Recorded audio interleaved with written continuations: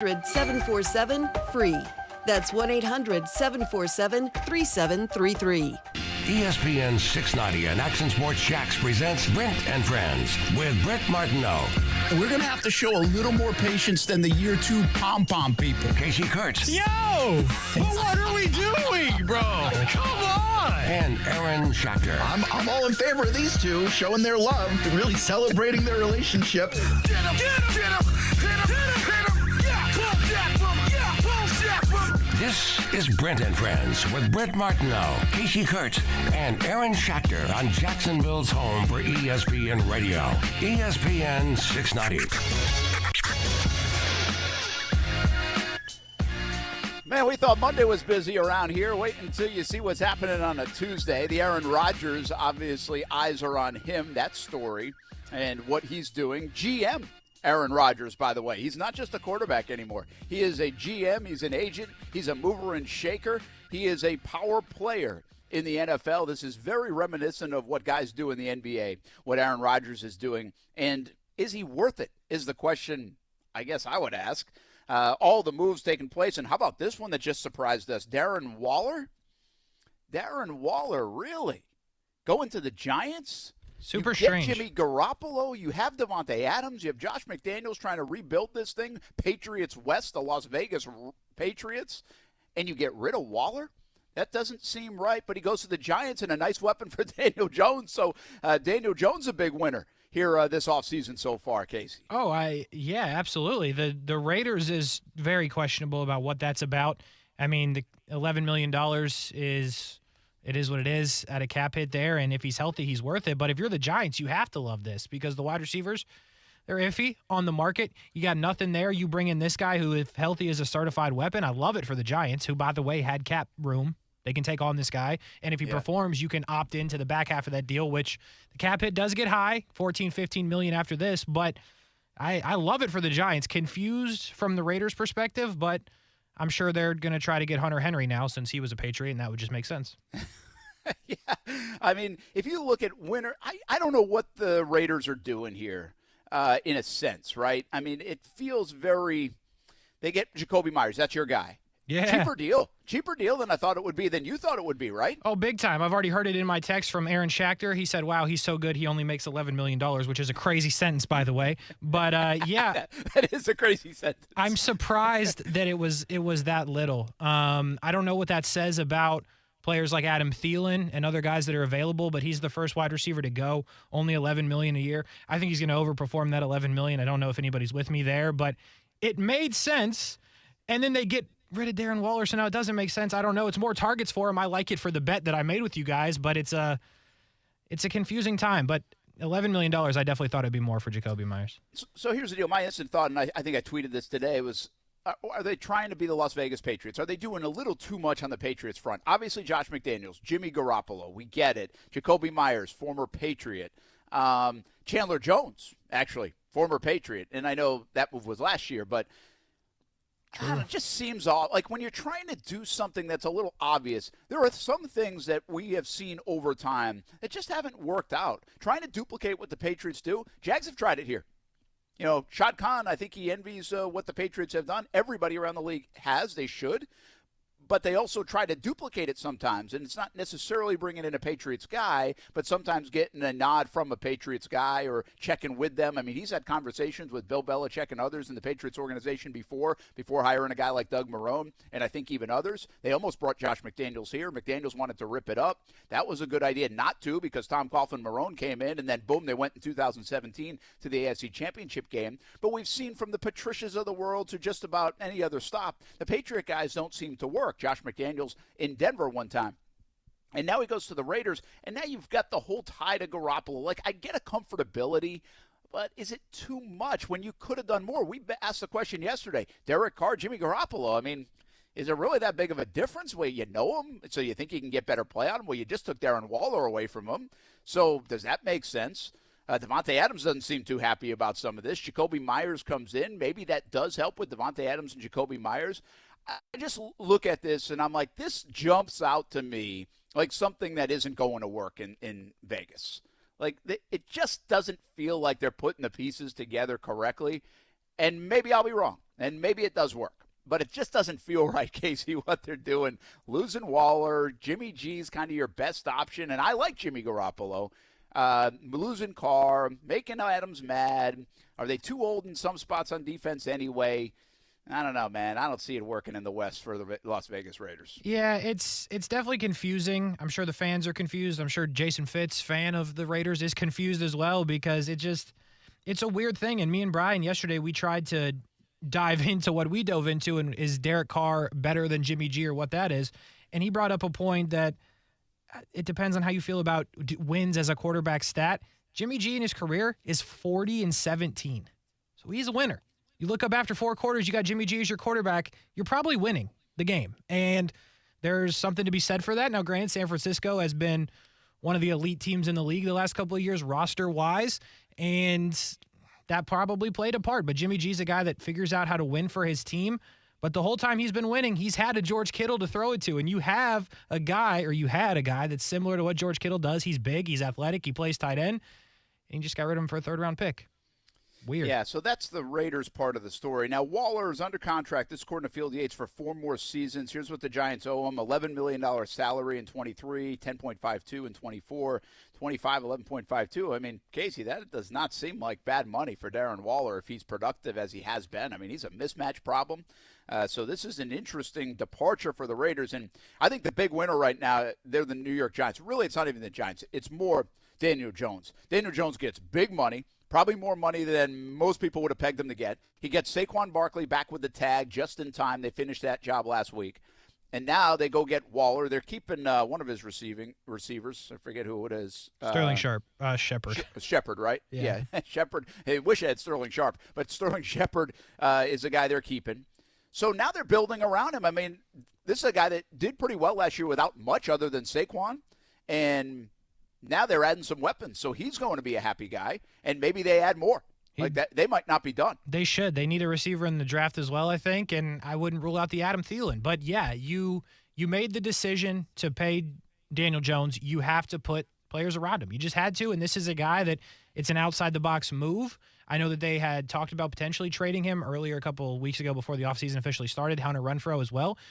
But it just seemed like there was nothing moving there, at least for what we follow every day, and this just kind of popped up. And if he is healthy, the guy that played 4 and 3 years ago, over 1,000 yards receiving in both seasons, then yeah, I mean, this is a steal. But in the last 2 years, the guy's only played 17 games. So if he's healthy, absolutely. But you have to look at the Giants, the GM, the ownership, and Dable. They're like, hey, we paid him. We're going to do everything we can. This is a low-risk move because they can get out of it after next year if it doesn't work. I love it for the Giants. Absolutely. Let's come closer to home before we get to the Aaron Rodgers stuff because we've got all show to do that, and who knows what else pops on the Aaron Rodgers stuff. But really, maybe this is the lead around here. It's not a monumental signing, but I think it's a significant signing for the Jacksonville Jaguars. And maybe above all, I'm a sucker for a story, man. And I love the Andrew Wingard story.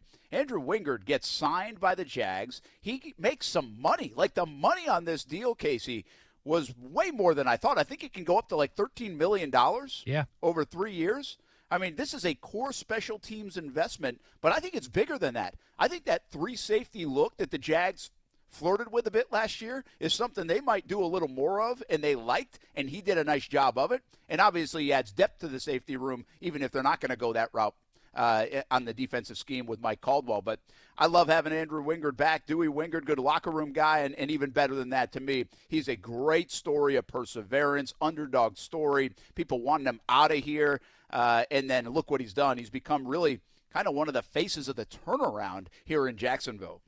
He really has. I mean, we said it, I think, yesterday. He's become a leader for them. He's become a locker room guy, a guy that you want on your side. And I was surprised by the money as well. 9.6 can get up to 13.86 of it guaranteed.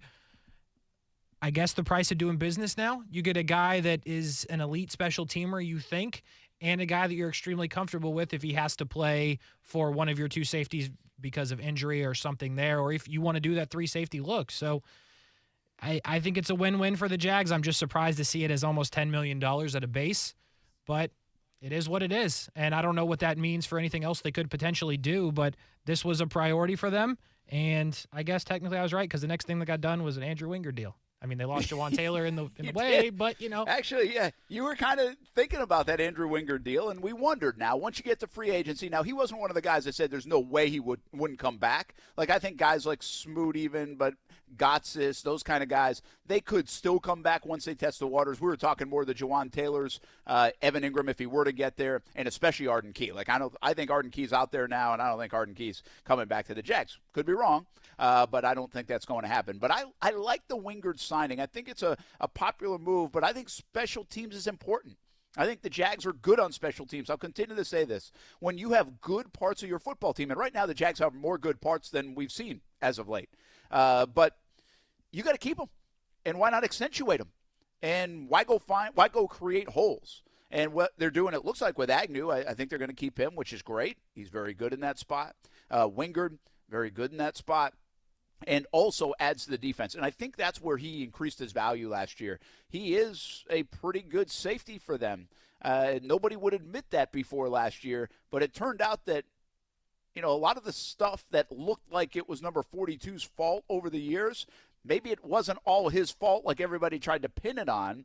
And also I think he developed and got better and also thrived more in this system. And when they called his name, I think he delivered. Like, I think he was really good for them, even in the defensive snaps, and he was ready to go. And what he says to the team, it was always the Jags, right? He was that guy, and he gives them personality, and he gives them a little bit of a flair. And also, I think, respect inside the building and in that locker room. So, very cool story for Andrew Wingard to be back. And I do think this has to do with safety play, too. Like, I don't think they're just signing him to this deal, especially with those kind of dollars, as just a very good core special teamer. I could be wrong on that because they do value special teams, but I see some safety play in his future. That 3 safety set, you actually you suggested that, Kasey. I drew it up. Listen. They listened to the show, and they used him in that role. And I think he was good in that role, and I kind of like the 3 safety look at times for the Jags. I think it was a solid defensive move. I think it was as well. Listen, Mike Caldwell, appreciate you listening to the show, man. But listen, sometimes it's just as simple as, putting your best options out there, and Andrew Wingard became one of them. But he flies around. He plays free. He almost plays like another linebacker when you can give him that freedom rather than, the responsibilities that like Jenkins and Cisco had in those situations. But it's incredible because this is a guy that one of our last Monday morning shows, or maybe one of the ones in those 2-week stretch, whatever, you brought up, if you could buy a jersey right now, who would you buy a jersey of one person? And so many people picked Andrew Wingard. He's a guy that in that run was going to be one of the faces of it that you were going to remember. And they've kept him now, and he's going to continue to be a part of it for probably 3 years. And you've got depth. If something were to happen, you've got a really good special teamer, and you've got a fan favorite on the team. And again, people just want to be here. And I don't know if Andrew Wingard had other offers, but if anyone, to me, it feels like was going to take less or whatever to stay in Jacksonville, it would be that guy after the year that he's had and really the turn he's had with the fan base. Yeah, but he didn't have to take less. I mean, no, he's got a good payday. I have no idea what kind of offers he had, but he didn't have to take that much less. Listen, the guy loves the golf. It's a great place to be. Maybe he got a little bit more, but the taxes made the difference. I don't know. I think he's in a good place. I think they know his skill set. They value him. And when a guy has come in as an undrafted free agent, and he's survived a few different regimes as an undrafted free agent, which is a hell of a story, then I think you get a little bit nervous about going somewhere else and getting the buy-in. Now, he's proven that he can do it. But when you have somebody that's putting your arms around and say, we like you, man. We like your role. We like what you do. We like what you're all about. Why not stay? So I think this is perfect for a guy like Wingard. And I'll continue to say it. I love the story, and I kind of like what he represents. And I think, listen, not every story or not every kid out there can have the story of Trevor Lawrence, right? That guy is gifted. He's 6'6". He was coveted from day one. There are a few people like that. There's a 1%er like that. There are a lot more folks like Andrew Wingard now. Wingard goes to Wyoming, doesn't have a lot of scholarship offers. Make the NFL. Are you serious? And look what he's done. So, those are cool stories, even at the NFL level, that you don't see every day because everybody's so just big, fast, and strong and good. And Wingard is not the get-off-the-bus guy. But guess what? He's got the good part down. He's a good player and valuable player, valuable asset for the Jacksonville Jaguars. So it was cool to keep see him keep him in that respect. I do this a bunch, and I'm not going to stop doing it because I think we can't take for granted some of the storylines. If you're new to the Jags, if you're new to the town, if you're new listening to our show and what the Jags have been like in the last couple months or even this year, then you have maybe heard us say stuff about the Jags, and obviously this is a great turnaround and this is fun.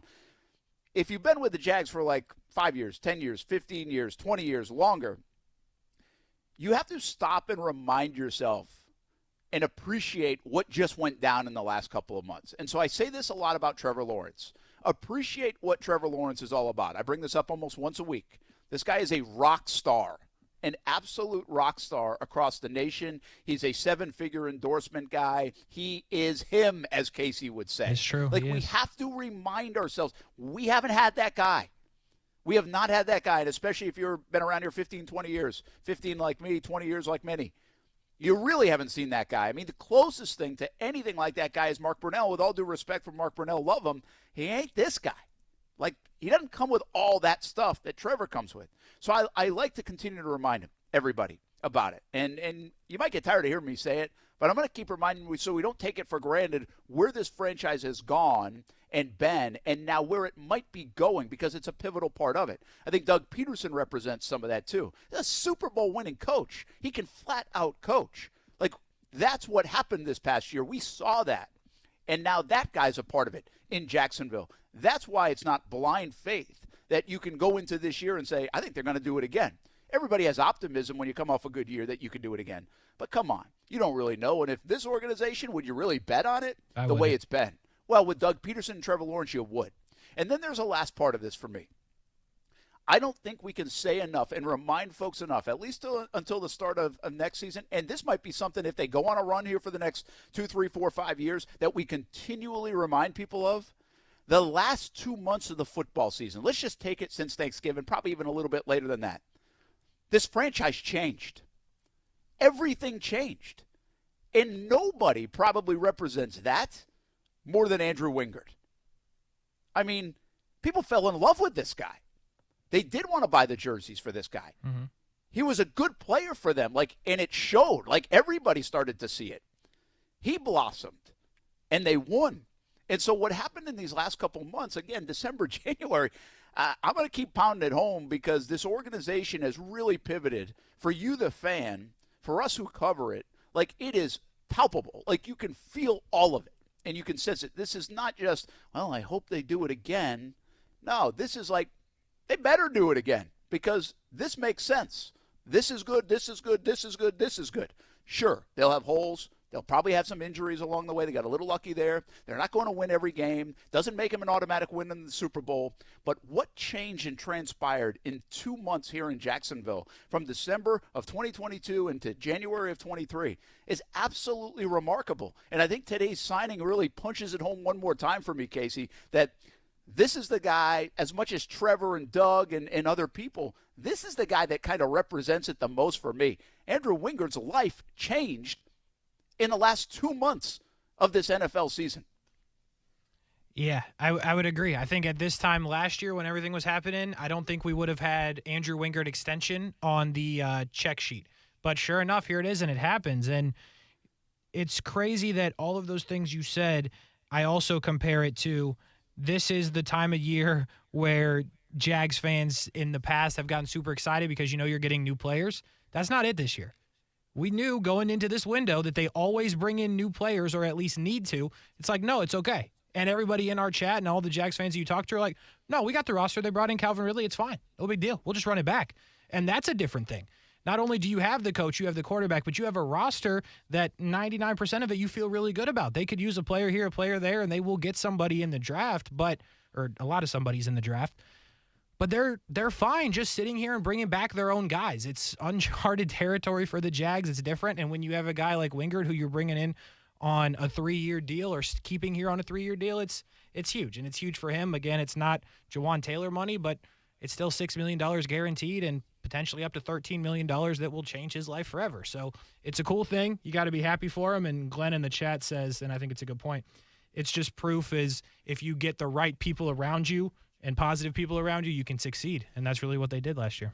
Yeah, I think the more and more you step away from the urban stuff, you wonder how many guys just could not excel in that atmosphere, right? That really struggled. And I think Rayshon Jenkins is maybe the poster child for this. He just could not get the best version of himself in that environment. Some people can dismiss it. Jamal Agnew seemed to play fine, right, until he got hurt. And maybe it doesn't bother some people. Maybe it does bother others. And maybe Wingard was one of those guys too, or maybe just the development, and like you said, or Glenn just said in the chat, putting positive people around. And when you have good players, then these other players, you start to notice that they're pretty good too. But when you take somebody like Wingard and you're not surrounded by good players, well, it's hard for that guy to lift everybody. Trevor might be able to lift everybody. I'm not sure Wingard can lift everybody. But Wingard can lift if people around him are pretty good too, and things are cooking, and things are going right. So, and that's not just, jumping on someone's back. That's being a part of it, in my opinion. So it's really cool. Like, here's the deal. Here's how I would sum it up. Doug Peterson and Trevor Lawrence, I think they were going to be pretty good financially and okay success-wise and everything else, regardless of the last 2 months. So I would characterize Doug Peterson and Trevor Lawrence have helped change this franchise. I think a guy like Dewey Wingard, with all due respect, isn't a guy that's going to change the franchise. But his life changed in the last couple of months because of his play and everything else around what happened. So there's different categories. And let's be honest, Doug Peterson is paid and brought in here, and Trevor paid and brought in here and invested in to change the franchise. And it looks like they've started to deliver as well. Really fun time in Jacksonville because of all of it. And we still have questions. Who are they going to get at corner? Is right tackle going to be okay? Yep. Is Ben Bartch going to be your left guard? How good will Calvin Ridley be? Will they Kasey sack the quarterback? Yeah, Kasey has questions of, can they just stand pat, re-sign their guys? Like, do they have to go get other guys? Do they need to make one more splash play? Is the draft okay? Like, listen, those are great questions to have compared to everything else that we've had around here. So just a fun thing and a really cool thing. We will talk a little bit about Aaron Rodgers, what's going on with the New York Jets, and my guess is that could change throughout the show. I wonder how much information we'll get over the next couple of hours, and we're keeping our eyes peeled as well on what's going on in the NFL. Just a little quieter on the Jags front. Do want to talk about Calais Campbell. Calais is free. I saw a lot on my Twitter feed yesterday about should Calais come back? Do the Jags want him back? Does it make sense? Maybe we'll get into that as well. Don't forget ESPN690.com. Go register for our Brent and Friends Busted Bracket Challenge. Yeah. And you can participate. We're giving away a $250 gift card to the winner. And it's like a round-by-round thing, so it's kind of fun. Like, you don't have to get it all right all at once, but you just got to stay on it each round and make sure you're filling in the next round as they continue. And we'll keep a point total, a scoreboard, but we want a lot of people involved in ESPN690.com. We'll be back from Daytona Beach. Brent and Friends on ESPN 690.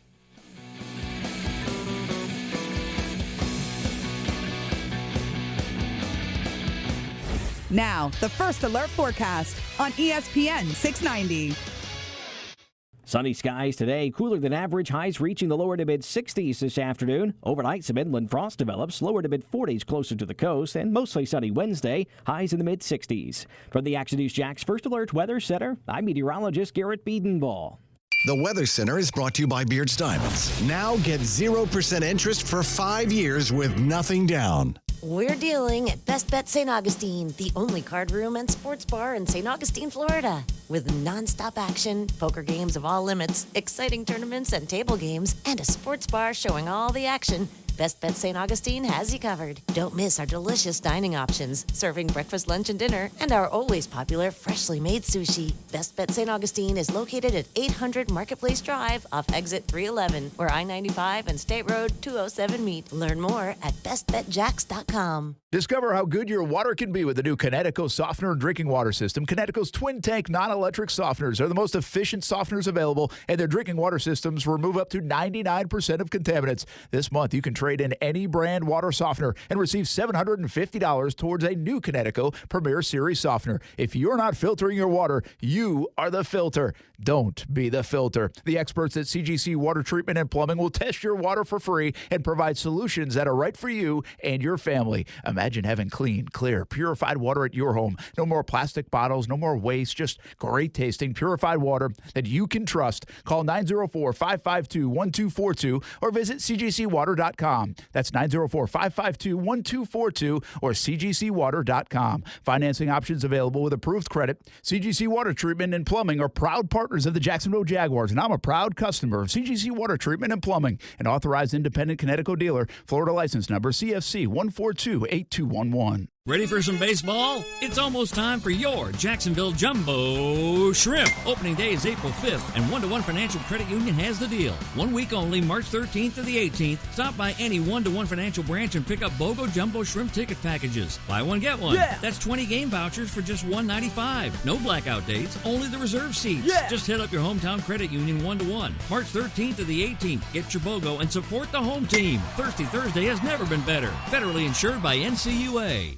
When people ask how I do it all, the answer is simple. I don't, because some days I just can't. And on those days, I hit up McDonald's, sometimes even twice a day. Once for breakfast, like a buttery sausage biscuit or a savory sausage McMuffin. And I'll bundle either pick with hash browns for just $2.29. Then I'll be back later for either a melty McDouble or a bold hot and spicy McChicken. And bundle that with a small fries for just $3.29. Turns out you don't need to do it all to have it all. Ba-da-ba-ba-ba. Prices and participation may vary. Cannot be combined with any other offer or combo meal. Valid when product served. No matter what I get, it's 20% off every day when I spend $1 on the McDonald's app. So yesterday was my please the whole fam on the way to the game meal.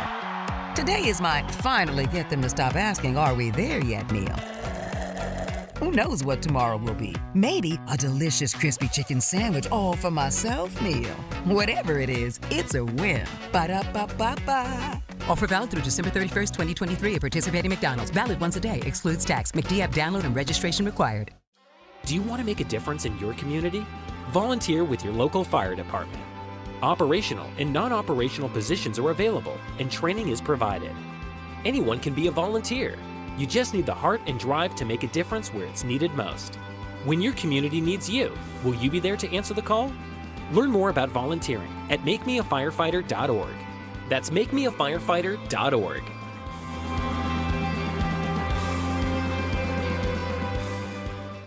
It's transition time to the spring season on the campus of the University of North Florida. Busy time to swoop. Baseball, softball, tennis, beach volleyball, track and field. Something for everyone at UNF. Find the schedules, results, the stories of the student athletes, and buy tickets at UNFospreys.com. Plus, be an Osprey supporter and help get scholarships fully funded at UNF. Giving Day is coming up on March 22nd. And check out the strategic plan of the future for UNF athletics. You can find all that at UNFospreys.com. What's for dinner? Burgers? After last week, no thanks. Avoiding foods due to fear of diarrhea, gas, bloating, stomach pain, or loose, oily stools? It may not be just stomach issues. It could be EPI, or exocrine pancreatic insufficiency. EPI can cause uncomfortable symptoms because it's a condition where the pancreas doesn't release enough digestive enzymes to break down food. But EPI can be managed. Use the symptom checker on identifyepi.com and talk to your doctor about your symptoms. That's identifyepi.com. Sponsored by AbbVie. Whether you own a local business or a global one, you know that these days, generating growth is a challenge. By teaming with Bank of America, you'll not just stay ahead of the curve, you'll move it. With access to experts, award-winning insights, and business solutions so powerful, you'll make every move matter, locally and globally. Visit bankofamerica.com/banking for business to learn more. What would you like the power to do? Copyright 2023 Bank of America, N.A. Action Sports Jax. Watch, listen, subscribe. You can watch us on CBS 47 and Fox 30. You can listen right here on ESPN 690. And you can subscribe to our YouTube and podcast, Action Sports Jax on ESPN 690. Action Sports Jax. Watch, listen, subscribe. Hey, welcome back. Brent Friends on ESPN 690. Brent Martineau, Kasey Kurtz, Aaron Schachter is out and about this week, and we're kind of all over the place this week with the Action Sports Jax team. It is a spring break for the kids, so I'm actually down here in Daytona Beach. Just played a baseball game and got a W, so that's good. The Creekside Knights now 7-1. on the season. 3-0 win. Pretty legit. Wind blowing in against Oviedo today. So I really feel like I could have thrown a 3-hitter probably. Oh. Like one of those days where you got 8 fielders out there, outside the pitcher, and it feels like there's 15 because the wind's blowing. You know, like it's a tough day to hit. But the pitchers did a nice job. Here's the deal. Here's high school baseball. Throw strikes. Yep. And those guys did a great job, both sides, 3-0. Game took an hour and 40 minutes. You got to love that. Savannah Bananas would have liked it. That's great. Hour 40, that's perfect. What a game. Yeah, it was a good game. And I'll give you one. I'm going to give a shout-out right now, okay? I try to avoid the Creekside stuff too much. Obviously, we're close to it. But as he wears Creekside Knights gear on the street. Yeah, I don't mind him wearing the gear because I've got a lot of it, so it's like, what else am I going to wear? Yeah, I mean, those are your clothes. You know what I'm saying? It's either Creekside, Action Sports Jacks, or like Players Championship stuff. That's like what I have. That's it. Like I don't even have a ton. Well, I guess I have a decent amount of Jag stuff, but I try not to wear the Jag stuff too much because we do talk about the Jags a lot. We do. So this could be a little bit more subtle in that respect. But I was telling you earlier before the show that I love. It's kind of like this Andrew Wingard stuff. I love the stories that we get. This is totally different because it's high school baseball. But we got a senior, doesn't play a ton. Fun kid from all I can gather. I don't know him super well, but you can tell he's got personality and adds personality and flavor to the dugout and the team, no doubt about it. They respect him and like him. And so he gets in the 6th inning. It's 1-0 game. They pinch it because basically he's going to bunt. It's 1st and 2nd, nobody out. And I think he's probably just a better bunter than the kid that was hitting in the 4-hole. And so he's going to pinch hit, bunt. Well, they throw the ball into center field. Guys go up to 2nd and 3rd. Well, and could do a squeeze, safety squeeze. Coach lets him swing away. Let him swing it. Infield in, hits it over second base. 2 runs come home, break the game open, win 3-0, and Porter Blancett. He's the hero. And what a moment. That's so cool. And how excited everybody was for it to happen, Guys pay their dues and don't all the time get in the lineup. And at every sport, every level, every team. And when you get a chance to come through like that, that's really cool. Like, I love that stuff. If you played sports, that's happened. Maybe you were the guy that made that happen. I know I was that guy. Like, I was that guy that I didn't always get penciled into the starting lineup throughout my career. And so you appreciate that role. Like, when you get an opportunity, you got to go try to get it done. Like absolutely. That's a tough spot to bunt in, by the way, when you are pinch hitting to directly bunt and everybody knows it. Oh, yeah. And just to confirm, I was never that kid. I was the kid that got pulled because I couldn't bunt. I was like, hey, listen, good luck, I hope boy. you couldn't bunt. Like, you should be the kid that gets pulled for not being able to bunt. Yep, couldn't bunt. Actually did one time. I have one bunt that sticks out in memory. It was not called. I made the decision to bunt. I couldn't hit anything anywhere close. I was striking out on 3 pitches every at bat. I was like, you know what I'm going to do here? Trying to change the fortune. I'm going to bunt. Did I run it out? No. Did anybody make an error? Also, no. Did I move the runner from 2nd to 3rd? You better believe it. There you go. I tell you, we had a bigger kid. He was the catcher. He's actually my best friend. And so he was our 4-hole hitter. And I'm more that bunt for a hit, punch and Judy kind of guy. He was a really good bunter. The thing about Pat is he thought he was even a better bunter than he was, but he wasn't afraid to bunt. Like, he had good hands and could bunt. The thing about it is you never ask a guy like that to bunt. True. Like, nobody asks a 4-hole hitter to bunt. Never. Although I do like about high school baseball, they still bunt a lot now. And because you win a lot of these games, it's 3-0. I mean, not everybody – if you throw strikes in high school baseball, I'm telling you, you got a great chance. And so shout out to Porter Blancett. Love the story. Great moment for him. And a good win for Creekside. So we're down here at Daytona Beach for a couple of days. That was a long way of saying Aaron Schachter's out with the kids in spring break. Yeah. We have Thursday and Friday. We won't be on the show. More so we can play the NCAA tournament, Westwood 1 coverage on Thursday, Friday. It does work out pretty well that we're on spring break as well. I could do the shows from here, but we're not going to. You're actually going to go to the NCAA tournament in Orlando, I think, right? Yeah, big facts. I'll be there.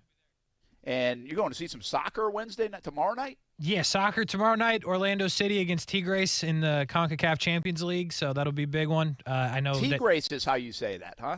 Yeah, they're from Mexico. Yeah, it's Tigres. I know that most people don't understand what I just said. It's a big deal for Orlando City. If they win, it would be the upset of all upsets. David versus Goliath is how it could be described, so it'll be a big one. And then, yeah, a little basketball action. And what I like about it is I think Well, it's going to be, I don't know if it's going to be an upset, but it's going to be a game on your bracket that you're at least going to consider picking for an upset with Charleston and San Diego State.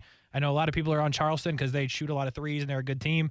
So at a bare minimum, we might see I might see a cool little upset, maybe a little buzzer beater action, Brent. You never know. Oh, that'll be good. It's really fun to go to an NCAA tournament, like, session of games. Like, it's great. It's like covering the NCAA tournament. It's okay, but you can't really do a lot. They don't let you do a lot. So it's really no different than being a fan, and then you go do a couple of stand-ups for TV or whatever, reports for radio, and that's it. Yeah. So, like, just going to kind of watch it and check it out, and it's like we go to the ones when they come through Jacksonville and Steph and the kids, and they love it, and you see some good basketball, good games, and it's fun to be a part of March Madness in that way. So that's cool that you're heading out there. But anyway, we'll be here today and tomorrow. Thursday, Friday, we give off to the NCAA tournament on ESPN 690, and we want you to participate in our bracket. You got to get registered by Thursday at noon when the games kick off. Have a chance to win $250 gift card in our Busted Bracket Challenge here on Brent and Friends. And we do have a fun way to do it. You go round by round. So if you put your games in for the first and second round Thursday, Friday, late Friday night and early Saturday morning, you got to get them in for the next round, the Saturday, Sunday. And then obviously you have a few more days to get it ready for the Sweet 16, so on and so forth. But it actually resets every time, and you get to pick the actual matchups. You didn't have to predict the matchups correctly. But obviously the more games you pick right, the better you will do. All right, back to football for a moment. Is Aaron Rodgers worth this? I mean, they're bringing over Green Bay. Essentially, they might sign Mercedes Lewis. Like, yeah, they're bringing over Alan Lazard, it sounds like. They're bringing over, what's his name? Randall Cobb. Yeah. Like, they don't need all that. Do they? Do they need No. those receivers over there? They've got Garrett Wilson. I mean, I guess they're going to get rid of Elijah Moore or whatever. Like, is he worth all of this for the New York Jets? Nah. I mean, it's getting to be a lot now, if it wasn't a lot before. Yeah, I mean, and the thing is, he was like mid last year, which is significantly better than the Jets had, which is a bad thing. But no, like, I wouldn't want Randall Cobb. Like, I know that he's best friends with Aaron Rodgers, but like, what is Randall Cobb giving you? Like, you got Garrett Wilson. Alan Lazard, I'm actually indifferent about, because like Alan Lazard, I think, could do some things. And if they actually get Odell Beckham Jr., okay. But, like, I don't need to take up 8 wide receiver roster spots here. Like, I don't need all of these receivers. We have the Rookie of the Year. Elijah Moore, I guess, is gone. But we have decent players. Mercedes Lewis, good leader in the locker room. But, like, we got tight ends. I don't know. But they have no choice, Brent. What else are they going to do? Jimmy G's gone. Derek Carr's gone. I mean, Gardner, like, that's not going to work. I mean, they have no choice. They've got a cave now, right? And could they have gotten Derek Carr? Should they have made Aaron Rodgers a priority? Listen, I think Aaron Rodgers is a brilliant player. I really do. And I think when you make it all about one guy, though, before he even enters the building, that creates a weird thing culture-wise. I'm telling you this, Kasey, Robert Saleh is going to have his hands full with this. Robert Saleh is very good. Robert Saleh is very well respected. Robert Saleh, I think, can coach, but I know he's a good culture guy. And I think he put in a tough situation last year with the Zach Wilson stuff. He's a good guy to be able to handle stuff like that. So I think he can handle the Aaron Rodgers stuff. But it's going to be an interesting deal.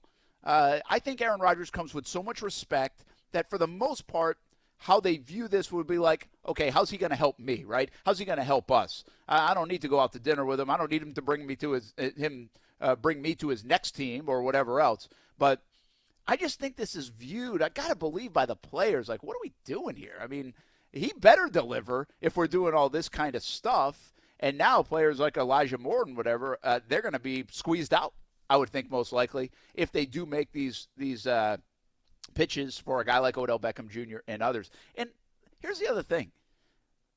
Like, you go bring Anthony Davis to the L.A. Lakers, and LeBron's a part of it. You try to go bring, like, Russell Westbrook. Like, we're talking about really good players.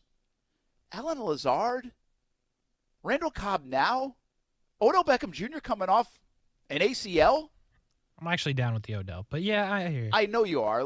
But again, I think I heard Peter King say this on our station a couple of days ago. If you average out Odell Beckham Jr.'s last 3 years, it comes down to 26 catches for a couple hundred yards and 2 touchdowns. Yeah. So that doesn't mean he can't pop for you, but the bottom line is he hasn't been there to pop for the most part. So, I mean, we're not talking about he's bringing Davante Adams. Like, no. These are, like, how much better are these guys even making the Jets? Which means Aaron Rodgers is going to make everybody better. And he better be the guy. And he's a guy that's won one Super Bowl. And he's 39 or 38 or whatever. I don't know. It just feels like a lot, man. I look at the Raiders right now and I look at the Jets and I'm like, this does not look like it's going to work. No. I mean, your only it's not. Your only option outside of Aaron Rodgers, if you're the Jets, is, unless you believe Aaron, which I don't, but he wants them to get like Baker Mayfield or something like that. I don't think that's the move. But I also don't think this is the move, but you're sitting at pick 13, like try to go up, but then you can't. Can you draft another quarterback with Zach Wilson still there? Listen, they made their bet, right? Yeah, it's not. I mean, they made their bet. That's now they have to do. Like, I get it. Like, I get where we're at. I don't know, man. I like, if Tom Brady wanted to hold everybody hostage like this really feels like Rodgers is holding people hostage, from the Packers to the Jets to whatever. And again, he's earned some of it by being a very, very, very, very good player. Like, I don't discount that. But if Tom Brady wants to hold people hostage, he's got 7 rings and he's the GOAT. Yeah. Like, it's fine. We can get – I can get on with that. And at least he always brings Gronk. Like, you're getting a whole Gronk, like, not Randall Cobb. And I don't even hate, like, Aaron Rodgers. I'm telling you, like, I think he's good for the sport. I think the soap opera is kind of fun, the polarizing part of it. I mean, for guys like us who talk sports, like, it even resonates here in Jacksonville, Aaron Rodgers conversation. Dude, Aaron Rodgers – go ahead. So bizarre, you know? Yeah, he has saved us for like 2 years. When the Jags were doing nothing in free agent, like when nothing was happening, the Jags were bad, every day was Aaron Rodgers, which was great. He's done a number for us. So, like, keep it going. I know all shows in the country feel this way, but, like, what would be better is if the Jets were like, nah, we're not signing all these bums. And then Aaron Rodgers like, well, I'm not going back to Green Bay. And then Aaron Rodgers just out there. And then you got, like, random teams. Like, does anybody want him? It's a Lamar situation. That'd be wild. Something. There is something in the back of my mind. I don't think this is going to happen because I don't think he's like a bad guy. Like, I really don't. And this would come off as a bad guy thing because he's already admitted and he said, like, I'm not going to keep people hanging. I'm going to make it earlier. Like, and he meant by like the summer and stuff like that, So he's trying to do it during the league year, and obviously he wants to play. But there's something in the back of my mind like, is this dude going to retire before the year even begins? Like, is something going to happen and he's just going to flat out retire? Like, everybody goes through all this gymnastics and he doesn't even play. Oh, like he agrees to the Jets and then he just calls it. Oh, yeah. Yeah. Oh. Like, they make all these moves, he agrees to it, and then he's like, he retires in, like, middle of training camp. I wouldn't rule it out. It's like, Aaron Rodgers. I'm just saying it's in the back of my mind. Like, can you imagine? Because he's got the power. He can do whatever the hell he wants. Yeah. So, oh, man, what a mess that would be. But that's the risk you take. Like, you have to ask yourself that question if you're the Jets. Like, could he do this? All right, we'll roll the dice. Probably not going to do it. That seems far-fetched. Like, I get it. But you have to at least think about it if you're the Jets. You absolutely have to think about it. And I think my new theory with Aaron Rodgers is, and I know Jason Fitz had said this right before we had him on and we talked about it, that he wouldn't retire with Brady and all that at the same time. He wouldn't, but he's going to retire for a year and come back. That's the move. Yeah. That's what I think is going to happen, because then you're on a different Hall of Fame track, and then you can let things play out. You don't have to go to the Jets. That's the move.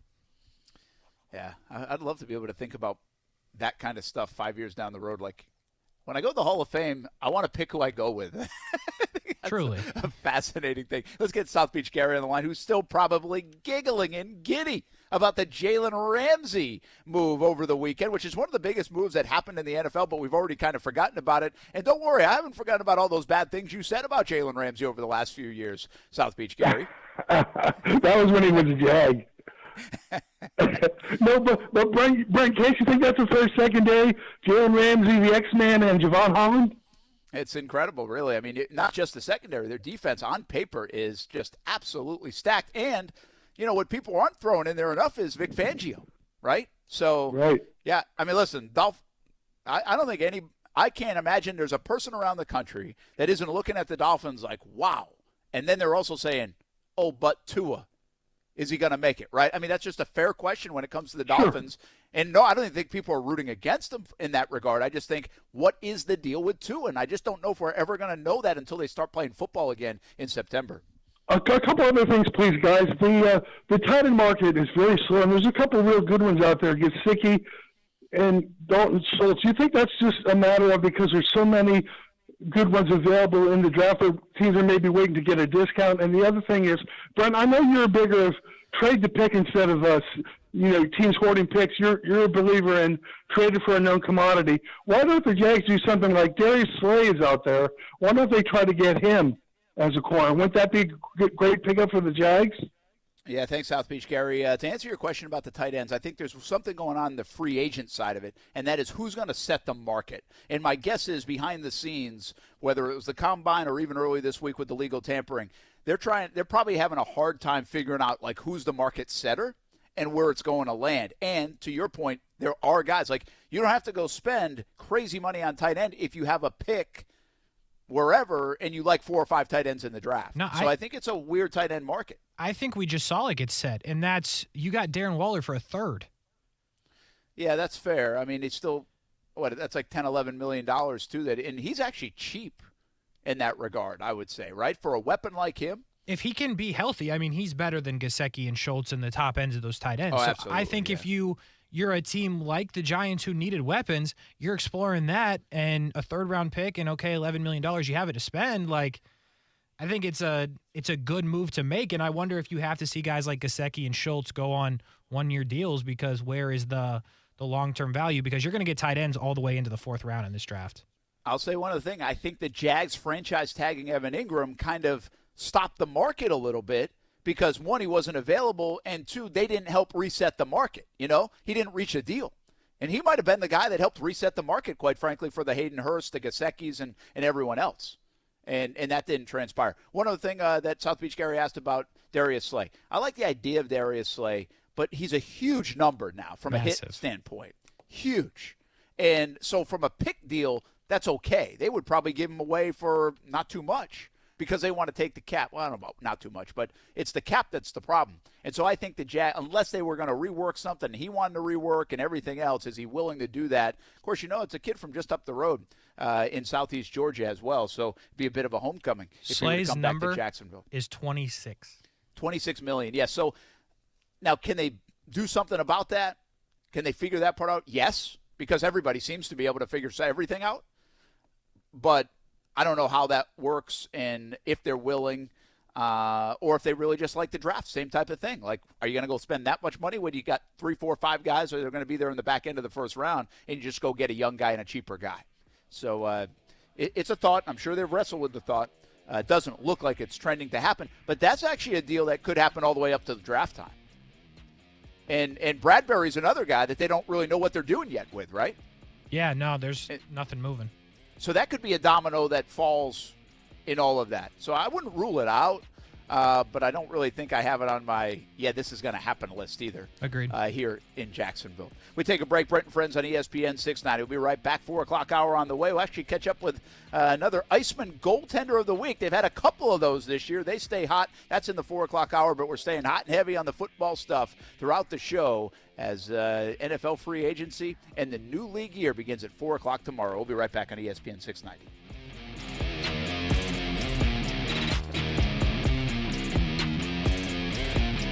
Brent and Friends is sponsored by Best Bet, now open in St. Augustine. Get in zone, AutoZone. Welcome to AutoZone. What are you working on today? Thinking about gas mileage. Changing your oil with a full synthetic oil like Valvoline Advanced can help your engine get more miles. Right now, you can get 5 quarts with an STP Extended Life oil filter for only $37.99. Get started on your next job today with the parts you need when you need them at AutoZone or AutoZone.com. Get in zone, AutoZone. Restrictions apply. This is Buster Olney, host of the Baseball Tonight podcast, inviting you to join us. We go 3 days a week with great guests from players such as Mike Trout and Carlos Correa, managers like Dusty Baker and Dave Roberts, general managers like Brian Cashman and Alex Anthopoulos, and our regulars, Tim Kirkchin, Sarah Langs, Jeff Pass, and Carl Ravitch. Baseball is a great fishbowl of humanity, and we go big game fishing every day. Listen wherever you get your podcasts. As the seasons change, one thing remains the same. Jacksonville and all of Northeast Florida are fueled by Celsius Essential Energy Drinks. If you spot ESPN 690 anywhere in the community, come hang with us and grab an ice-cold Celsius. American Window Products offers free low-E coating on select windows at an affordable price that can help reduce your energy usage with 12 months zero-interest financing. Visit AmericanWindowProducts.com for a free estimate. Financing available at time of sale for new orders only.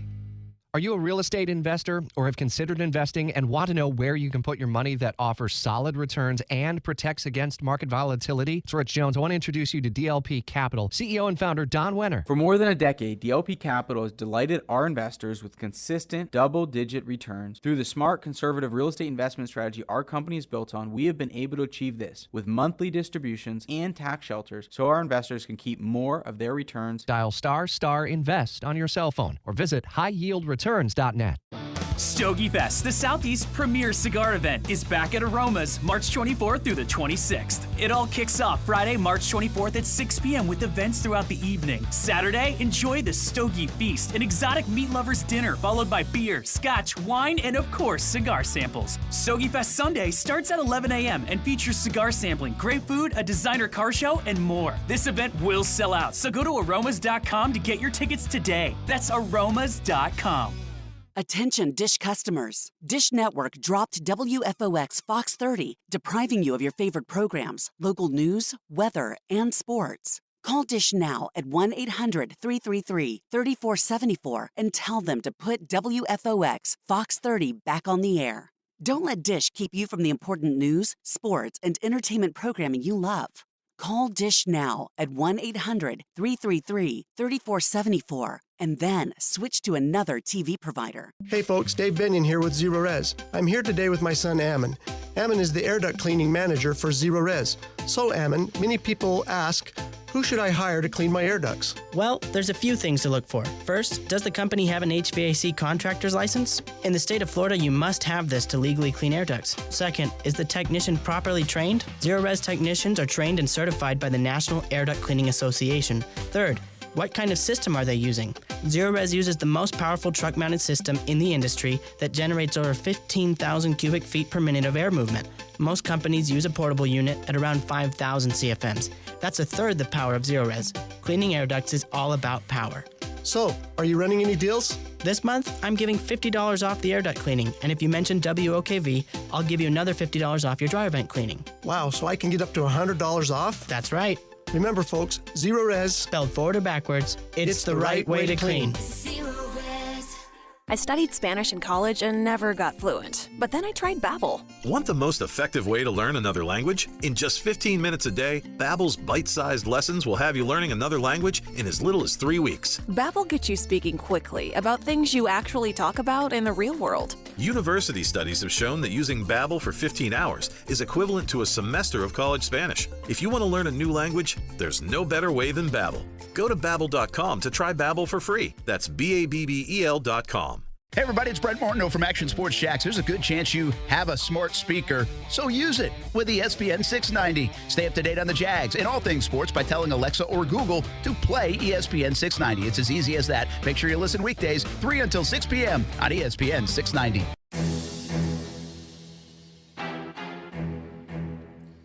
They just got a couple minutes before the top of the hour. Brent Martineau, Kasey Kurtz, Brent and Friends on ESPN 690. Keep reminding you about that ESPN690.com Busted Bracket Challenge. We're giving away $250 gift card, so that's not bad. Get involved. I mean, it's free to enter and free to win. What happens if I win, Brent?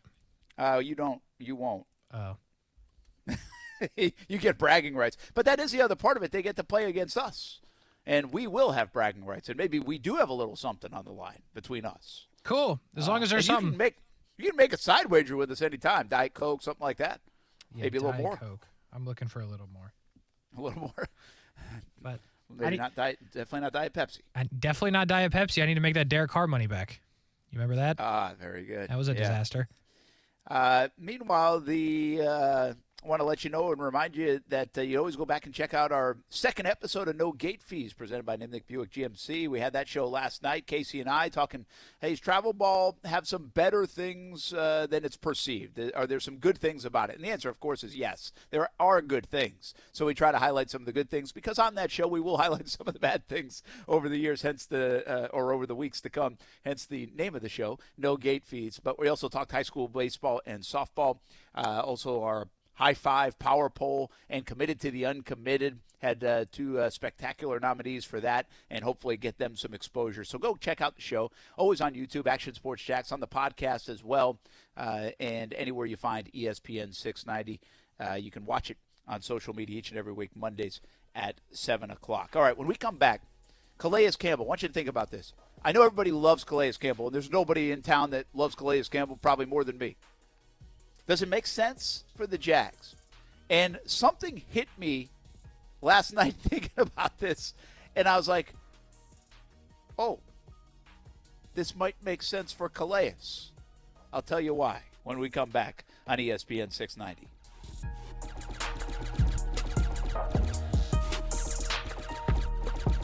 This is a test of the emergency alert system. This is only a test.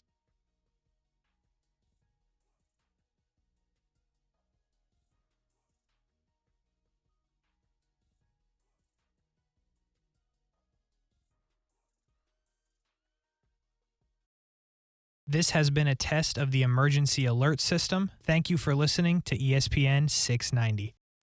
We're dealing at Best Bet St. Augustine, the only card room and sports bar in St. Augustine, Florida. With nonstop action, poker games of all limits, exciting tournaments and table games, and a sports bar showing all the action, Best Bet St. Augustine has you covered. Don't miss our delicious dining options, serving breakfast, lunch, and dinner, and our always popular freshly made sushi. Best Bet St. Augustine is located at 800 Marketplace Drive off exit 311, where I-95 and State Road 207 meet. Learn more at bestbetjacks.com. As the seasons change, one thing remains the same. Jacksonville and all of Northeast Florida are fueled by Celsius Essential Energy Drinks. If you spot ESPN 690 anywhere in the community, come hang with us and grab an ice-cold Celsius. Discover how good your water can be with the new Connecticut softener and drinking water system. Connecticut's twin-tank non-electric softeners are the most efficient softeners available, and their drinking water systems remove up to 99% of contaminants. This month, you can trade in any brand water softener and receive $750 towards a new Connecticut Premier Series softener. If you're not filtering your water, you are the filter. Don't be the filter. The experts at CGC Water Treatment and Plumbing will test your water for free and provide solutions that are right for you and your family. Imagine having clean, clear, purified water at your home. No more plastic bottles, no more waste, just great tasting, purified water that you can trust. Call 904-552-1242 or visit cgcwater.com. That's 904-552-1242 or cgcwater.com. Financing options available with approved credit. CGC Water Treatment and Plumbing are proud partners of the Jacksonville Jaguars, and I'm a proud customer of CGC Water Treatment and Plumbing, an authorized independent Connecticut dealer. Florida license number CFC 1428211. Are you ready for a great deal? Do you have your heart set on a new Toyota? Then go to the Ready, Set, Go sales event happening now at Arlington Toyota. Of course, at Arlington, you get Ready, Set, Go deals and more, like 30 days to love your new purchase or exchange it. Plus, every new Toyota comes with Arlington's lifetime warranty. That's unlimited time and miles. But you better shop now before Ready, Set, Go is gone. Don't wait. Shop in person and online at arlingtontoyota.com today. Ready for some baseball? It's almost time for your Jacksonville Jumbo Shrimp. Opening day is April 5th, and 1-to-1 Financial Credit Union has the deal. 1 week only, March 13th to the 18th. Stop by any 1-to-1 Financial branch and pick up BOGO Jumbo Shrimp ticket packages. Buy one, get one. Yeah. That's 20 game vouchers for just $1.95. No blackout dates, only the reserve seats. Yeah. Just hit up your hometown credit union 1-to-1. March 13th to the 18th. Get your BOGO and support the home team. Thirsty Thursday has never been better. Federally insured by NCUA. This is SportsCenter. I'm Christine Lisi. As the Jets await a decision from quarterback Aaron Rodgers, he's provided them with a wish list of free agents he'd like them to target and acquire. According to ESPN's Diana Rossini, among those on that list, 3 Green Bay free agents, receivers Randall Cobb and Alan Lazard, and tight end Mercedes Lewis, and free agent receiver Odell Beckham Jr. ESPN's Adam Schefter reports the Jets are actively working to reach an agreement with Lazard. Rodgers has said he'll make a decision on his future soon, likely asking either for a Jets trade or retire. He is well aware of the power he yields because New York is desperate for a quarterback, explains ESPN's Louis Riddick. New York? Where's it? I got you. I got you right where I want you, and I'm going to get everything I want. Everyone knows you have a small window to maximize your earning power and your influence in this league, man, because it'll move on from you quickly, too. He knows he's in the catbird seat right now. Also from Schefter, the Saints will not be releasing Michael Thomas as anticipated. They're keeping him. Sides agree on a 1-year, $10 million contract. Giants acquiring star tight end Darren Waller from the Raiders in exchange for a third-round pick. We all know the game isn't over till it's over. So next time you need parts for your car, don't call it quits. Go to eBay Motors. They have 122 million parts to take your car into overtime. Get the right parts at the right prices. ebaymotors.com. Let's ride. WOKV Jacksonville. Listen live everywhere you go on ESPN690.com. ESPN 690, a Cox Media Group station. Broadcasting live from the Anajar and Levine studios. Anajar and Levine Accident Attorneys. Call 1-800-747-FREE. That's 1-800-747-3733. ESPN 690 and Action Sports Jax presents Brent and Friends with Brent Martineau. We're going to have to show a little more patience than the year 2 pom-pom people. Kasey Kurtz. Yo! Well, what are we doing, bro? Come on! And Aaron Schachter. I'm all in favor of these two showing their love, really celebrating their relationship. Get him! Get him! Hit him! Hit him! Hit him! Yeah! Boom! Jack! Boom! Yeah! Boom! Jack! Boom! This is Brent and Friends with Brent Martineau, Kasey Kurtz, and Aaron Schachter on Jacksonville's home for ESPN Radio. ESPN 690. Here we go, 4 o'clock hour. Brent and Friends on ESPN 690. Brent Martineau along with Kasey Kurtz, Aaron Schachter out this week. Schachter Bomb will be back coming up next. You know, if he actually did like break stories and stuff, it would be this great cross between Adam Schefter and Wojbomb. It would. Wouldn't it? Like, Schachter Bomb would be awesome. It would. Like, We really just need to do he's something. never going to be that guy. Like, I don't know what he's going to break, you know? Yeah, Other than, like, mice. Is it called a mice? Mouses? Mice? You're talking For about the computer mice? Yeah. Yeah, like, it's really weird to say. Like, I understand that a mouse plural is mice when you're talking about the animal, but you don't talk about plural mouse when it comes to the computer very often, so it's weird to say mice. It is, yeah. I think you just. But I think it's accurate to say I think it's mice. I think it is mice. Listen, here's the thing, Brent. You could potentially make this happen, right? I know you're not a big breaking news guy. You occasionally get nuggets. Maybe pass it to Schachter and be like, hey, here's the deal. You need to put Schachter Bomb in all caps, and then write like it's his only piece of breaking news. Like you could make this happen. I just feed him. Yes. I'll just feed him. Like I could have fed him Wingard Schachter Bomb. Could you imagine if not That that, would be good. like if he scooped Rappaport and Schefter with a Schachter Bomb? That would have been awesome. Also, if we end up doing the league or the work softball team, if my dude could ever go yak, we could just call it a Schachter Bomb. That's another good use for it. Yeah, absolutely. Unfortunately, he signed up for the basketball team. Yeah, so he wasn't hitting Bomb. So really, we've got two good uses for him that probably will never come to fruition. Probably not, no. Well, we got to find something. Maybe his first Schachter Bomb can be like, if he gets fired, like he could be like, Schachter Bomb, I'm no longer on the show. That's the only breaking stuff that seems to happen around here. So. Well, or maybe we could feed him like Calais Campbell rejoins the Jacksonville Jaguars. Now that would be huge. Schachter Bomb. That would be. Oh, that didn't something. just happen. I'm not reporting that, by the way, people. No. Don't drive off the road here. No. But if you see it from Aaron Schachter, though, you might want to double check because it sounds like that's where the inside's coming from. If I hand it to Schachter, then that's definitely it. A Schachter Bomb. We got to get some better use out of that, though. There's got to be something. I like it. I'm kind of digging it, very much so. Speaking of Calais Campbell, the Ravens let him go, and I think my Twitter feed was abuzz with, bring him back. Bring him back. Man, do we love Calais Campbell or what?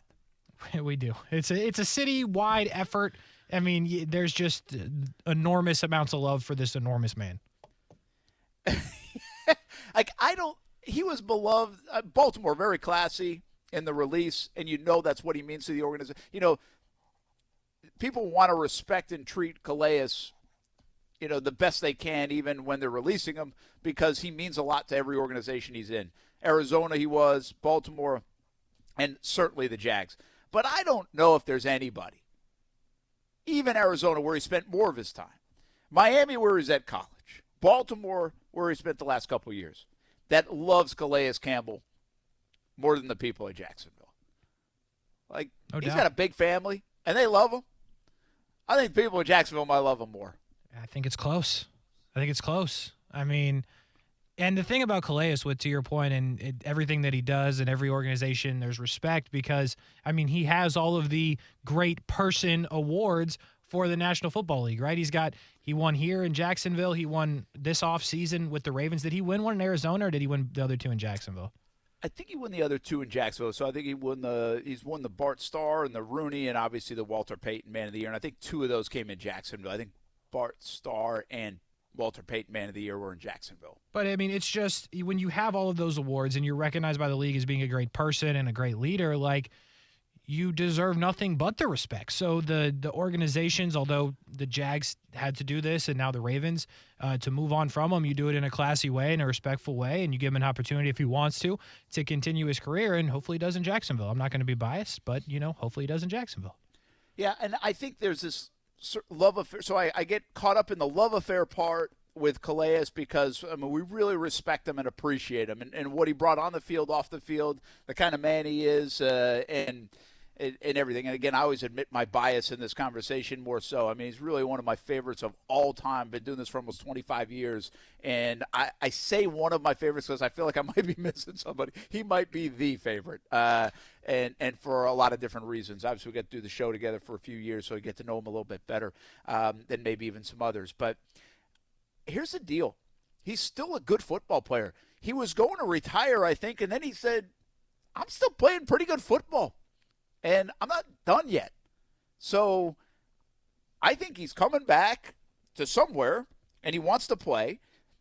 And I'm thinking, he's not coming back to Jacksonville, right? Like, that's what I'm thinking last night. And then I said, okay, well, where does Calais want to go? Well, Calais wants to go to a team that has a chance to win it. Calais wants to win the Super Bowl. Calais has done everything.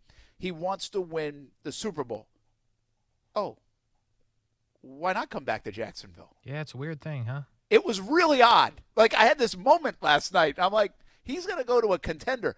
Wait. Don't leave, Calais. We are a contender here in Jacksonville. Like, that is really strange. It's weird. Guys like Calais that are in, like, that latter part of their career and are like, I want to go win a championship. They go to teams like the Ravens. For years, they went to the Patriots. Now they try to go to the Chiefs. Maybe it's San Francisco. Who knows? There were teams out there.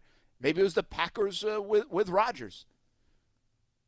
It's Jacksonville right now in that breath. Jacksonville is in that group. Like, why wouldn't you, if you're Calais Campbell, a place you're beloved, a place you can be a piece of it, and a place that has a chance, a real chance, to maybe hoist the Lombardi in 2023? Like, they are a true contender. Vegas says so. We think so. The league says so and thinks so.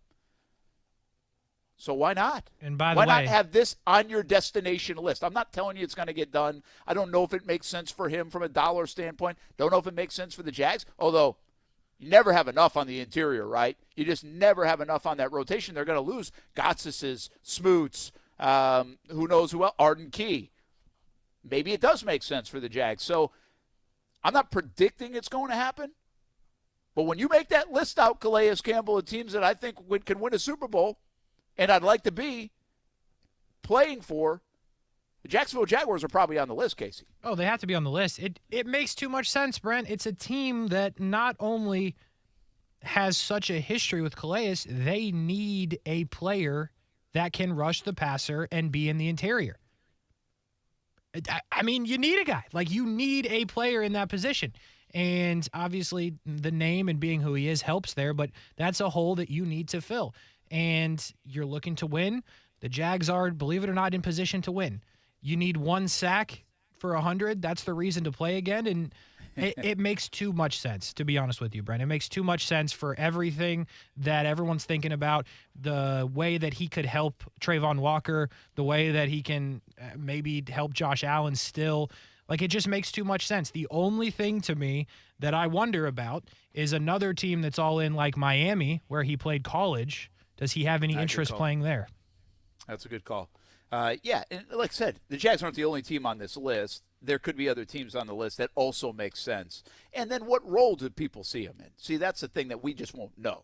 The Jaguars, one of the reasons they ended up releasing Calais Campbell is they wanted to limit his snaps, and therefore they didn't want to pay him to the length that they were going to pay him or had to pay him or he would command.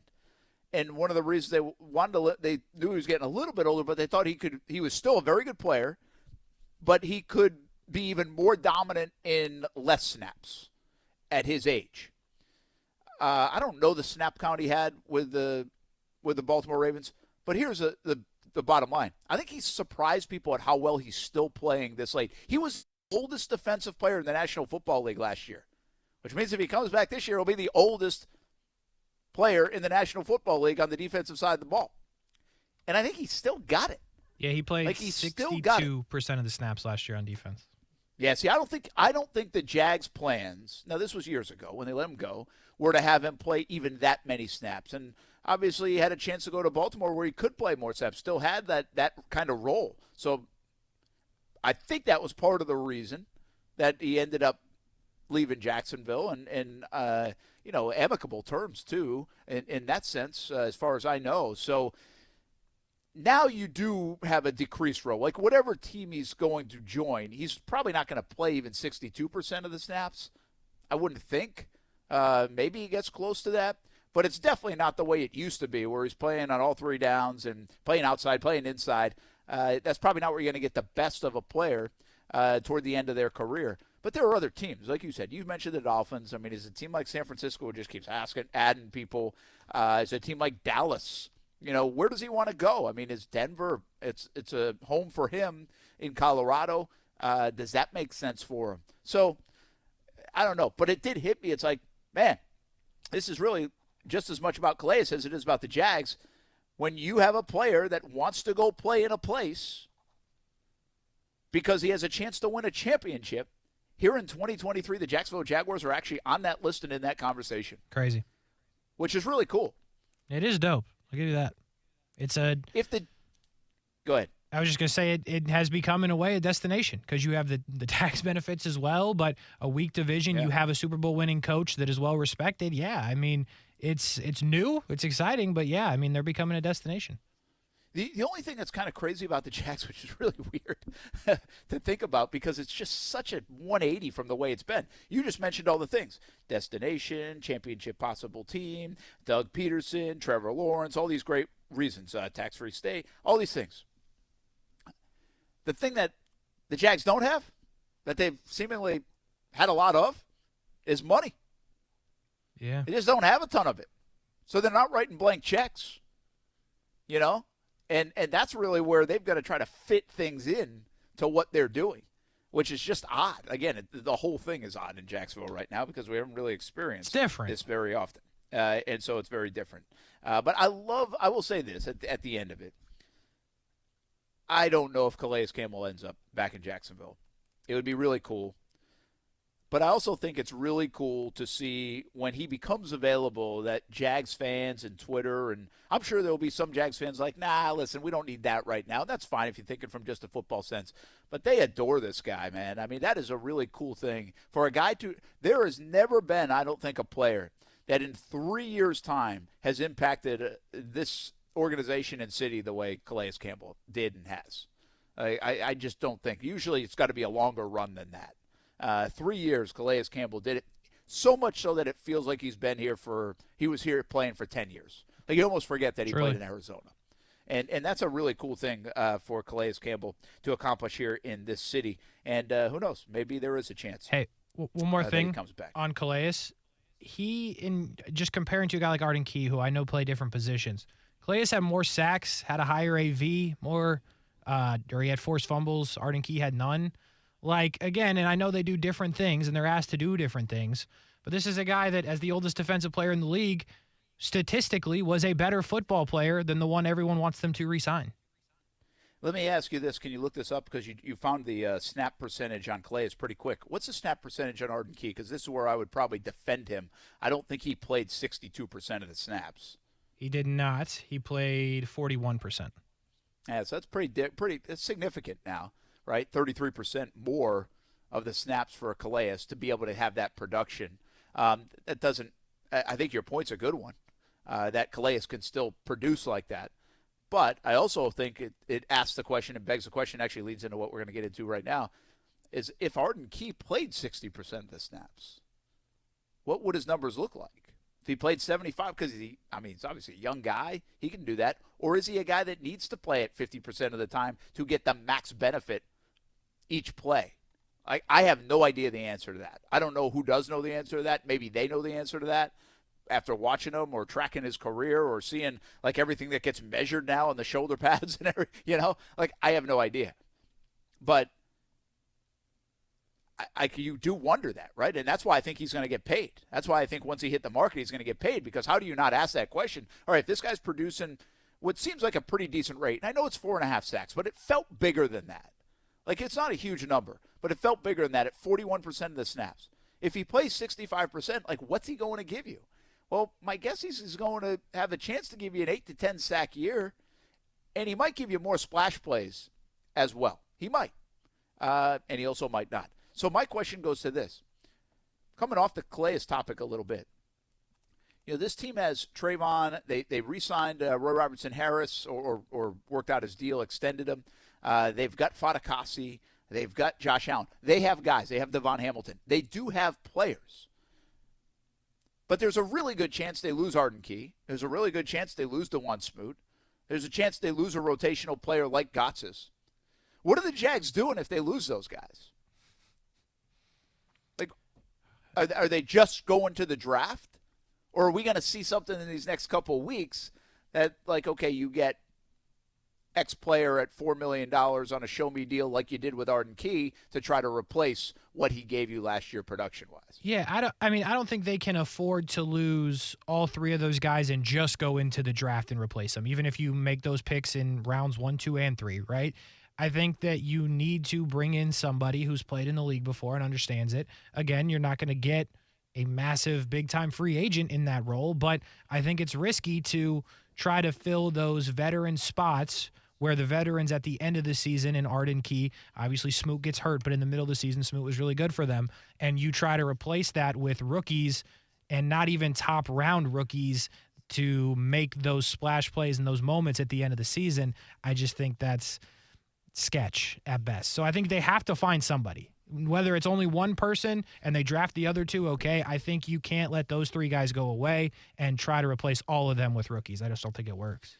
Yeah, I don't either. And so maybe there is a veteran that they signed, but still, don't you get the sense they're going one or two guys? Like the interior and edge, like they're bringing those guys in on the draft too. Like I don't know if whatever they sign, most likely in this free agency period, which might not, again, be until next week. It could be like that next wave. I think it's going to be a little bit unreliable that they're going to produce. Like, it's going to be a bit of a chance that you take. You hope they produce, but you don't know. So, either way, whatever they bring in, I think there's investment in the draft happening here in Jacksonville at those positions. Defensive interior, edge, versatility in this defense to be able to do those things and add rotational depth. Because, again, you can talk starters all you want, but when it comes to the defensive front, everybody wants 8. They want the better teams can roll 6, 7, 8 guys out there. The best teams roll 8 guys out there. Like, that's why they just keep adding. Look what San Francisco does. Just keep adding guys. Yeah. Right? Because it's important.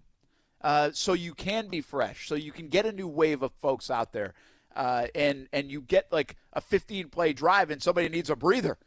Like, those guys are big dudes. They can't be out there for 10 minutes at a time, Mm-hmm. So that's an important part of this, always has been an important part of this. And what the Jags are going to try to do to fill that, I don't exactly know their plan. Everybody's pointing to corner because it's eye-opening that that's the spot that they have like a void in. And I get it. If you look at their starting 22, that's like their void spot right now. That's like, okay, what are they doing there? Understood.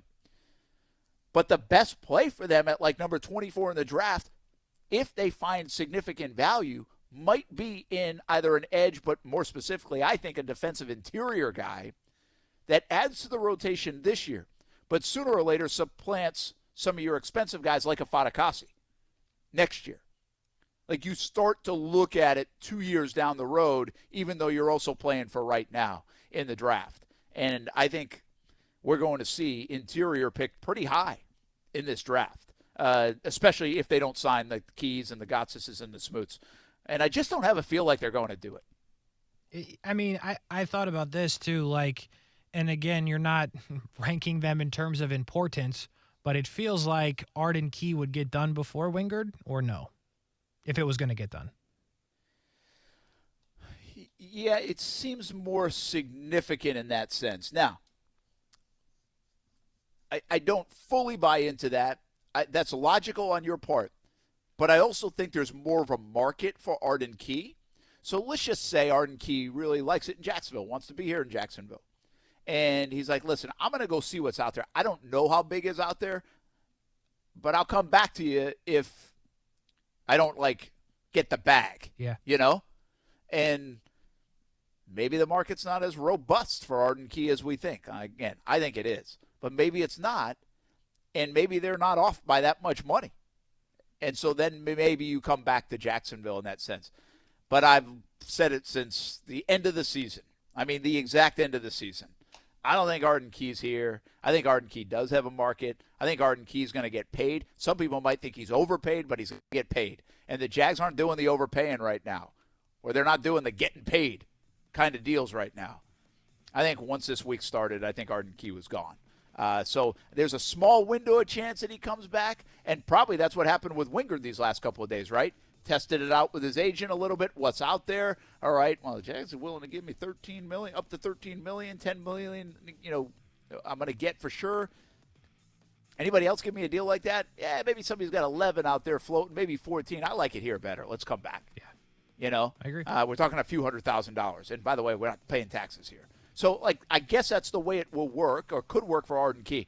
I just think the numbers are going to be a lot more farther apart, if that makes sense. I would agree. We will see what happens, though. Again, keep in mind when you're talking about the Jags, they have a lot of starting jobs done and figured out. They need to continue to add depth so they can then shed some money down the road so they can pay their quarterback down the road and hopefully others. We come back, we talk Jacksonville Iceman a bit. Another goaltender of the week. These guys are good in between the pipes here in Jacksonville. We'll talk some hockey on ESPN 690 next.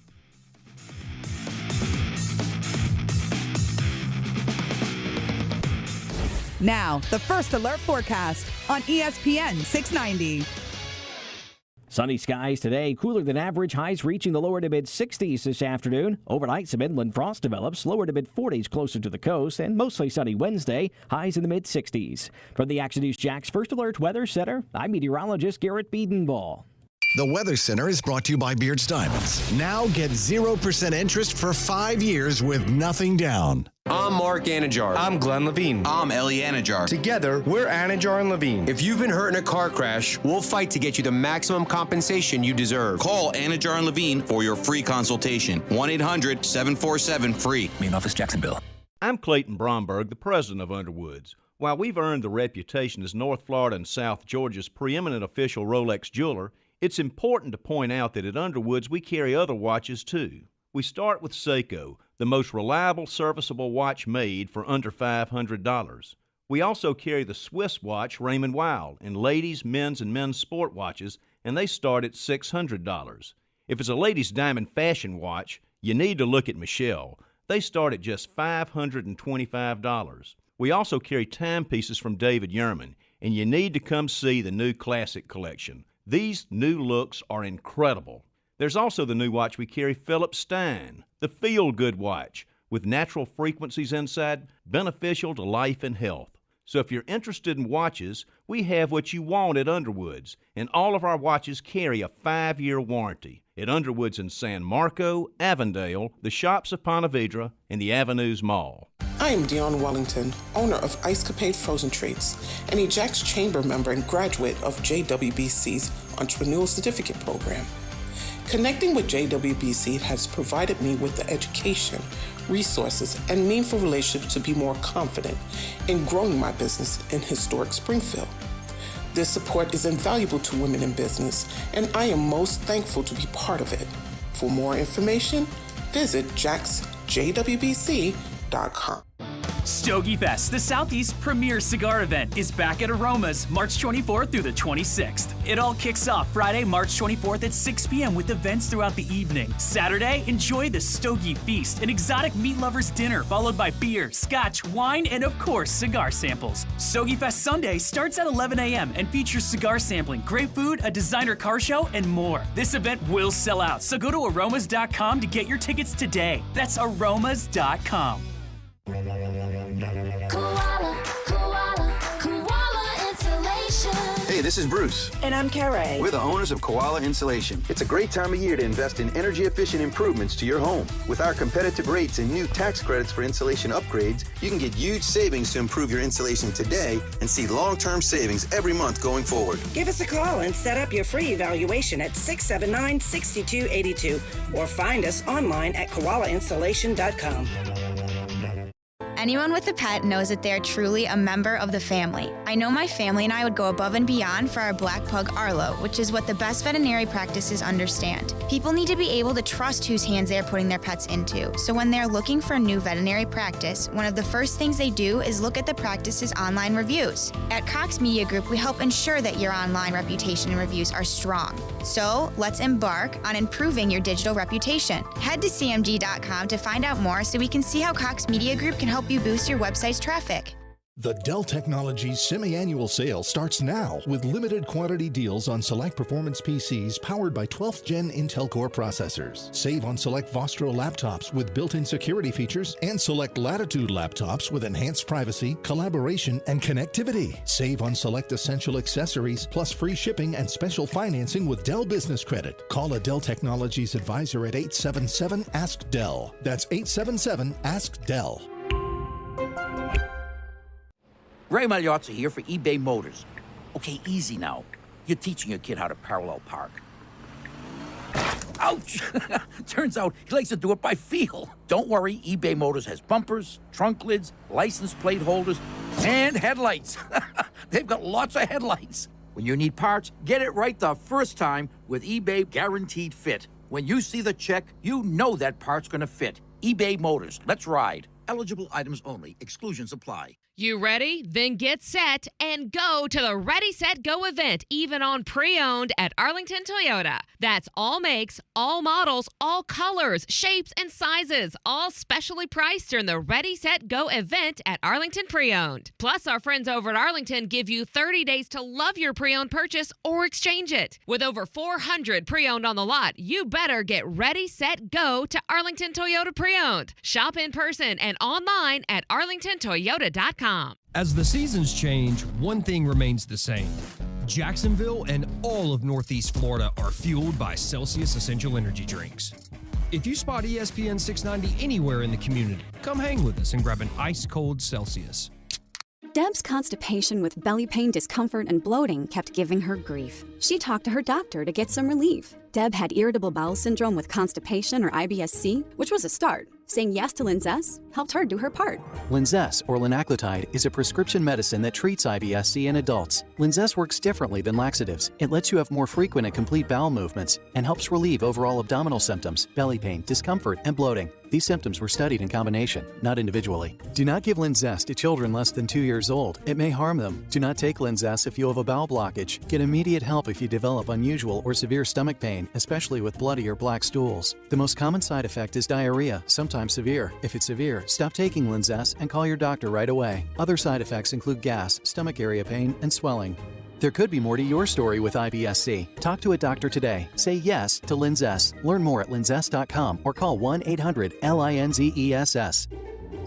Sponsored by AbbVie and Ironwood Pharmaceuticals. Listen to ESPN 690 anytime, anywhere, on any device. Whether you're at home or on the go, get the latest on the Jags, FSU, the Jumbo Shrimp, and Action Sports Jacks on Odyssey.com. That's AUDACY.com or on ESPN690.com. Hey, welcome back to Brent and Friends on ESPN 690. Brent Martineau down in Daytona Beach. Kasey Kurtz back in the Action Sports Shack studios.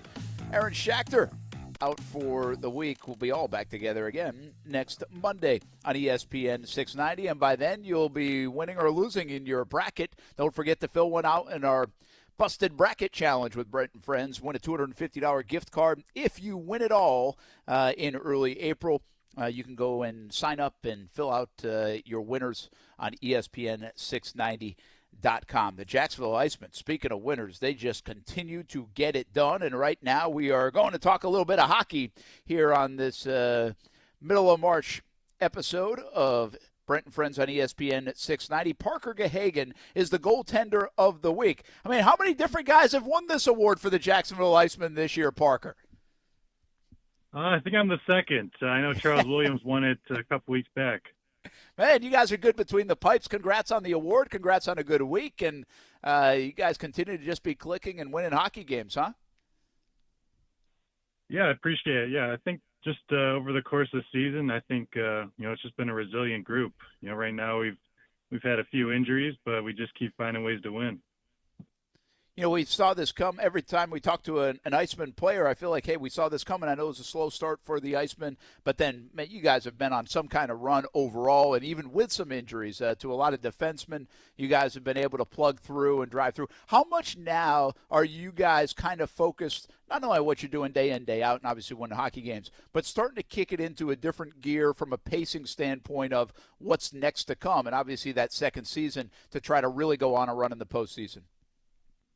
Yeah, I mean, definitely. We're just trying to focus on points, and I think right now we're 4 points up on the teams below us. So each game is just more and more important. So just focusing on kind of what we can control. We obviously can't have any effect on what other teams are doing. So just kind of going into each game and just focusing on just getting at least 1 point and just keep accumulating as many as we can. You guys have Olaf Lindbaum as well, and you mentioned Charles Williams, who's won the award. You're playing terrific hockey in between the pipes, 7-0-0-1 in your last 8 decisions. I mean, how do you guys decide who's going out there? I know it's not your decision to make. I mean, it's coach right now doing a little rocks, paper, scissors, or what? Yeah, I think at points this season it may have been that method, but I think right now it's just kind of whoever's hot. I think each one of us has definitely been on some hot streaks over the course of the season. And I think each guy's just trying to go out there and give the team the best chance to win, really. What makes what's a hot goalie? What is it? Obviously, you're not letting pucks in. I get it, right? You're winning, but why do you get in a zone like that as a goalie? And how's that maybe different from another player on the ice? Yeah, I'd say as a goalie, I think you find the most success just being very simple. It's a little counterintuitive, but I'd say when you're, not moving yourself out of position. I mean, ultimately the puck has to come to you. So if as long as you're not trying to chase the play and kind of letting the game come to you, I feel like I think you're able to do that and just be more patient, kind of when you're, you feel really dialed and really, in the zone, I would say. I think that definitely assists with those hot streaks. You've been around this thing a little bit. In fact, I think Alex Reed told us you've won 5 of these ECHL Goaltender of the Week. So you know what the ECHL is all about. And what's it like playing in Jacksonville from your perspective with the crowds? I mean, we saw a 12,000 crowd a few weeks back. It was 8,500 the other night. I mean, you guys have really good crowds each and every home game. And that is different. That's not the norm all around the league, right? Yeah, that's correct. I mean, just having the fan base is definitely a huge, energy boost, each and every home game we play. I've played in Utah, where it's, the fan base is, it's definitely a bit inconsistent. But I mean, it's just every home game you play and you have 8,000 or so fans in the stands. I mean, it just means that much more, and you know that there's some people there that that might be their first game, so you want to go out there and put on a good performance for them. Parker Gahagan with us, goalie for the Jacksonville Icemen. Just got off the ECHL Goaltender of the Week nod, so congratulations to him as the Icemen get set to go in the stretch run of their regular season, hopefully make a big-time playoff run and win a championship here in Jacksonville. They've got the goods to do it, a very good hockey team. They've been just playing good hockey for the last few months now. If you go all the way back to, I think, early December is the time frame. You played collegiately at Army. What's that like? How different is that compared to playing, I don't know, anywhere else, Michigan or Boston University? I mean, what's it like playing at Army and being a college athlete? Yeah, I would just say that there might be like a few more demands on you. Kind of going into the school, you have to go through 6 weeks of basic training, and then you're kind of thrown into the school year where it's pretty demanding in its own right. So I would say, not only having to adjust to like the higher level of hockey, you also have the additional distractions of, you have the military side of things where, it's not as prevalent during the school year, but I mean, it's definitely there in terms of, you have like formations and, you're wearing uniforms, you got different events throughout the school year that, can still be a distraction for sure. And then, the schoolwork, it's definitely fairly demanding. I mean that, that first year they try to basically overwhelm you and just give you a boatload of work. So it's just kind of teaches you a bit of, prioritizing and kind of just time management. So I would say, in addition to hockey, I'd say schoolwork is probably something that other schools have to deal with, but at West Point they call it the Thayer method. So they kind of force you to teach yourself the lesson ahead of time, and then they teach it the day after. So it definitely makes for some difficult nights and some long nights if you're really struggling with a certain subject. That's interesting. I don't know if the answer is yes to this, by the way, but I'm going to ask you anyway. Is there a level of respect for guys that have played collegiately at Army or Navy or the military academies? Like, do you sense that at all throughout even your professional career? Yeah, I think there's a level to it. I mean, even like outside of hockey, there's definitely like a connotation to it. I mean, I think just I would say the reputation you probably get for graduating from one of those schools is more so just, being a little gritty, I guess. There's, each day you're kind of presented with different levels of, different challenges, and, you're going to fail a lot of times, and you kind of just have to continue on and just keep battling, really. Parker Gahagan with us here, Iceman goalie, Jacksonville Icemen, continue to play really good hockey in the ECHL. Talking to you from a guy from Buffalo, I thought you'd have a little more Canada in your voice, but I don't sense that much of it, even though you're that close to the border. Are you a big Sabres fan growing up, by the way? Oh yeah, I was a huge Sabres fan. I still think about the 2006-2007 season. You had like Drury, Briere, so it's kind of. It's fun to meet Chris, earlier on this year at Rangers camp and stuff. So it was, I didn't say anything about it, but I was definitely a little nostalgic about that 06-07 season. That's pretty cool. All right, leave me with two more things. One, and don't mind me asking you this question, but there's a story that, like, usually if we were to label goalies kind of like we label relief pitchers, they're a little different. They're just, I mean, you know that, right? I mean, I don't have to tell you that. That's kind of the way you guys get labeled. So how different are you, and who's the most different or unique in your group of three with the Jacksonville Icemen? All right. Yeah, I'd say we're definitely labeled as different. And it's in a good way. I think it's just, way. Yeah, it's a good way. I think it's just a matter of, you're kind of, you're still on the same team, but it's kind of like a different it's not a different sport, but you're kind of alone on the ice by yourself. You kind of have to, be able to be pretty independent out there. Most players and defensemen, they come off after a shift, 30, 45 seconds or so, and then, sit on the bench, relax. As a goalie, you're out there the whole time. So, you kind of just have to find ways to, stay in the zone, really. I mean, when the puck's not in your end, you're able to, kind of relax, but then you kind of have to refocus as the puck reapproaches. So it's, I'd say you definitely get labeled a little bit, as not as like an outcast or outsider, but just as a little different. And within our three, who's the most different? I don't know. I'd say I'll just label myself as the most different. How about that? That's a safe way to go. That's a safe way to go. I always think about my mind would be wandering as the puck is down the other end of the ice. I know you're supposed to stay focused, but I'd be like looking at the guy eating popcorn or something in the stands like, I'm hungry, or like, I got to do my laundry tomorrow or do this tomorrow. Like, there's some downtime there that you got to stay focused. Like, my mind would just wander. Do you ever, like, catch yourself thinking of other things if you're just dominating a game on the offensive end, or do you sing yourself a song? I mean, how do you kill some of that time? Yeah, I'd say it's just like a different level of focus. I think you can have a softer focus when the puck's out of the zone, and then, as the puck's approaching or in your zone, you can, be a little bit more focused on something. But there's definitely times when your mind might wander a little bit, but I mean, there's nothing wrong with that as long as you can, let the thoughts pass through and then focus on what's most important, I guess. Yeah, at the right time, no doubt about it.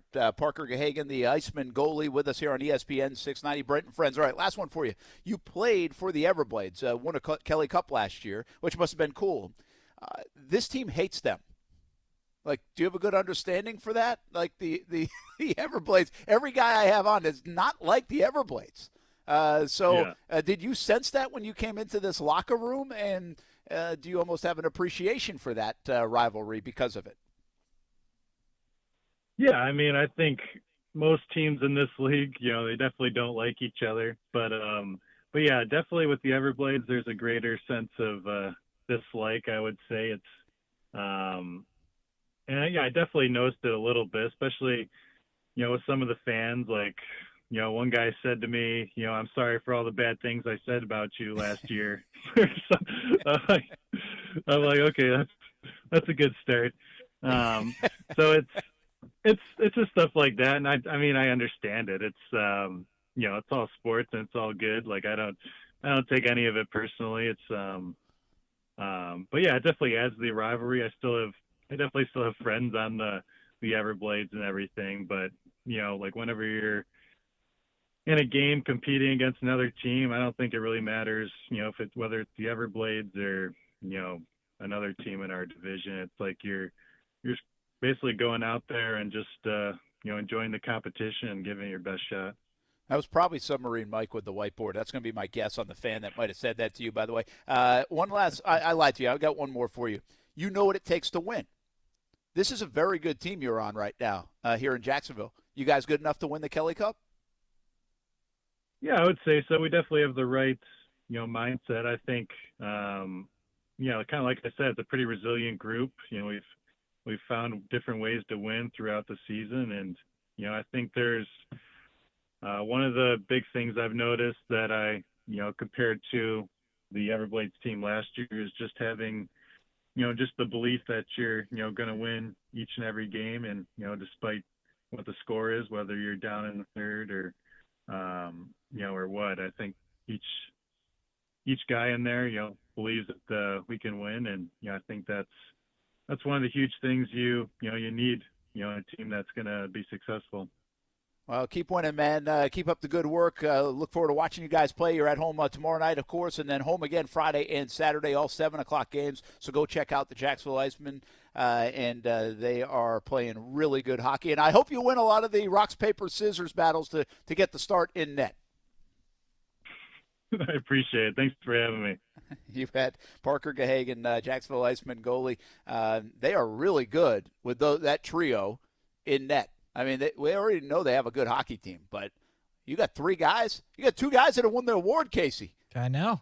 What's the third guy doing? You know what I'm saying? Needs the award. And honestly, I think, and I might be speaking out of school, I think he's the best prospect of them all. Lindbaum, I think, pretty sure he's like a Rangers second rounder or something like that. So, yeah, they have very good goaltending with the Jacksonville Icemen. Again, home tomorrow night, 7 o'clock, and then home Friday and Saturday. Always fun to catch up with those goalies, man. It's tough to ask a guy how different and unique and odd he is. Oh, so it's tough to ask somebody if they're weird. Huh. Weird, I'll put that in the journalism book, Brent. But I had to do it you have to do it in kind of like a politically correct way, but it would just been easy to say, how weird are you, man? Yeah. I mean, that would have worked. By the way, he's still listening, still on the phone. So, yeah. He didn't hang up. He didn't seem too weird, though, to me. No, he seemed pretty normal, Brent. I agree actually, with you. We've had Charles on, too. I thought they'd be weirder as goalies. Couple of normal guys. Yeah. Those relief pitchers, man, they're strange. Right? Yeah, they are. Like Jonathan Papelbon's a weird dude. I'll give you that. I think most people would say it. Well, big time. You're not alone on that. He's from Jacksonville. Different. Need him on the set. You probably tried to get Need him on the set, Brent. What does that tell you? All right. We'll be back. Brent and Friends on ESPN 690.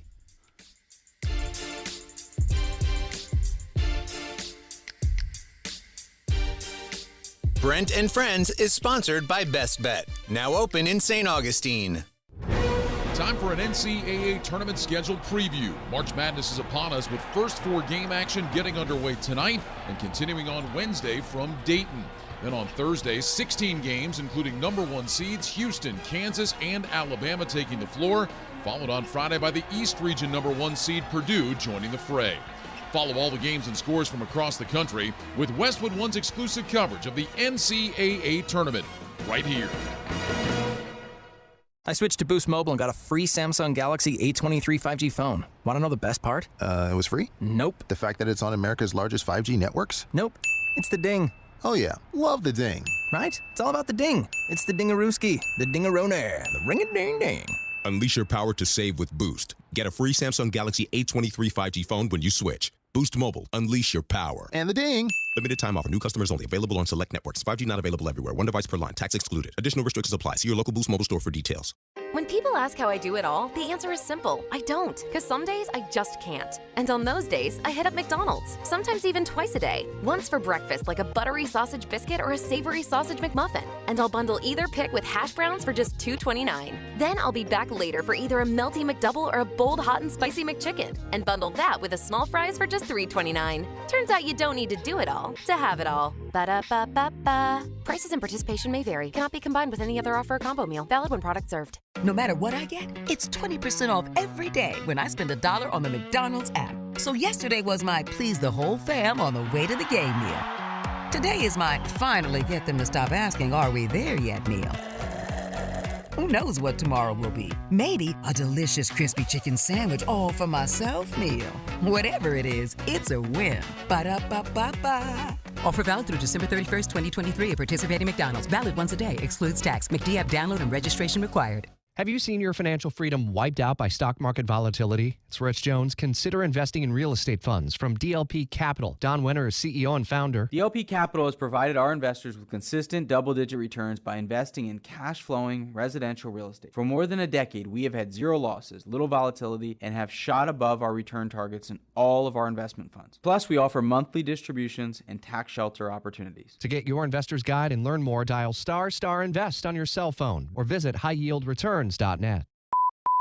Men, if you're struggling with erectile dysfunction or PE and frustrated taking pills that don't work, Prime Men's Medical Center offers breakthrough medical treatments that effectively treat your problem. 98% of patients experience immediate results during their first office visit. And for a limited time, your initial consultation and first treatment are completely free. Listen to a specialist in men's health. I'm Dr. Rubinsky. The physicians at Prime Men's Medical Center offer the most advanced treatments that eliminate ED and PE. Now men are lasting 30, 60, 90 minutes or longer, regardless of age or medical history. Guys, to eliminate your frustration in the bedroom, call Prime Men's Medical Center now to take advantage of this exclusive limited-time offer. Your initial consultation and first treatment are totally free, and you'll see instant results right in the office. Call now. 904-664-8214. 904-664-8214. That's 904-664-8214. Guys, fellas, men, are you Roman ready for the weekend? Right now, generic Viagra, aka Sildenafil, is just $4 per dose at Roman. Just complete a free online visit with a U.S. licensed healthcare professional. If medication is appropriate, Roman sends what you need in discreet packaging with free 2-day shipping. Generic Viagra from $4 at Roman. Go to ro.co/Viagra. Do it today and get 20% off your entire first order. That's ro.co/Viagra. We're dealing at Best Bet St. Augustine, the only card room and sports bar in St. Augustine, Florida. With nonstop action, poker games of all limits, exciting tournaments and table games, and a sports bar showing all the action, Best Bet St. Augustine has you covered. Don't miss our delicious dining options, serving breakfast, lunch, and dinner, and our always popular freshly made sushi. Best Bet St. Augustine is located at 800 Marketplace Drive off exit 311, where I-95 and State Road 207 meet. Learn more at bestbetjax.com.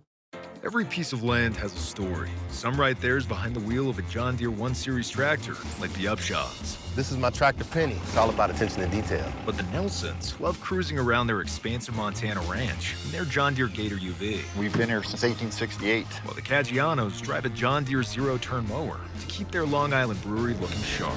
Don't call me, don't bother me. I'm going out to mow for a couple hours. Run with us and start telling your story. Learn more at johndeere.com/radio. I switched to Boost Mobile and got a free Samsung Galaxy A23 5G phone. Want to know the best part? It was free? Nope. The fact that it's on America's largest 5G networks? Nope. It's the ding. Oh yeah, love the ding. Right? It's all about the ding. It's the dingarooski, the dingarooner, the ring-a-ding-ding. Unleash your power to save with Boost. Get a free Samsung Galaxy A23 5G phone when you switch. Boost Mobile. Unleash your power. And the ding. Limited time offer. New customers only. Available on select networks. 5G not available everywhere. One device per line. Tax excluded. Additional restrictions apply. See your local Boost Mobile store for details. Are you ready for a great deal? Do you have your heart set on a new Toyota? Then go to the Ready, Set, Go sales event happening now at Arlington Toyota. Of course, at Arlington, you get Ready, Set, Go deals and more, like 30 days to love your new purchase or exchange it. Plus, every new Toyota comes with Arlington's lifetime warranty. That's unlimited time and miles. But you better shop now before Ready, Set, Go is gone. Don't wait. Shop in person and online at arlingtontoyota.com today. Hey, it's Brent Mortno from Action Sports Jax. Did you know you can watch our radio show? Yeah, video of a radio show. Just search ESPN 690 Jax on Facebook, YouTube, and Twitter. Or follow me on Twitter at Brent AS Jax. Watch the show live weekdays from 3 p.m. until 6 p.m. or listen on ESPN 690. Hey, welcome back, Brent Friends on ESPN 690. A couple things to remind you about. ESPN690.com is a place to go to get into our bracket challenge on Brent and Friends. $250 gift card to the winner. Ooh. And it changes every round in terms of you doing the picking. So you don't have to just give us your whole bracket at once. Basically pick Thursday, Friday games, and then come back on Saturday morning or Friday night late and do Saturday, Sunday games, and then we'll do each round. So you get to kind of reset. And you, even if you missed a whole part of the bracket, you're going to still like in your real bracket predictions. This one you just get to go round by round, and we're going to count up how many winners you get each round. But the tricky part of it is you got to remember to come back and do it. Yeah. I don't think that's really that hard because you're always trying to figure out if you're in the lead or not anyway. So ESPN690.com. You know.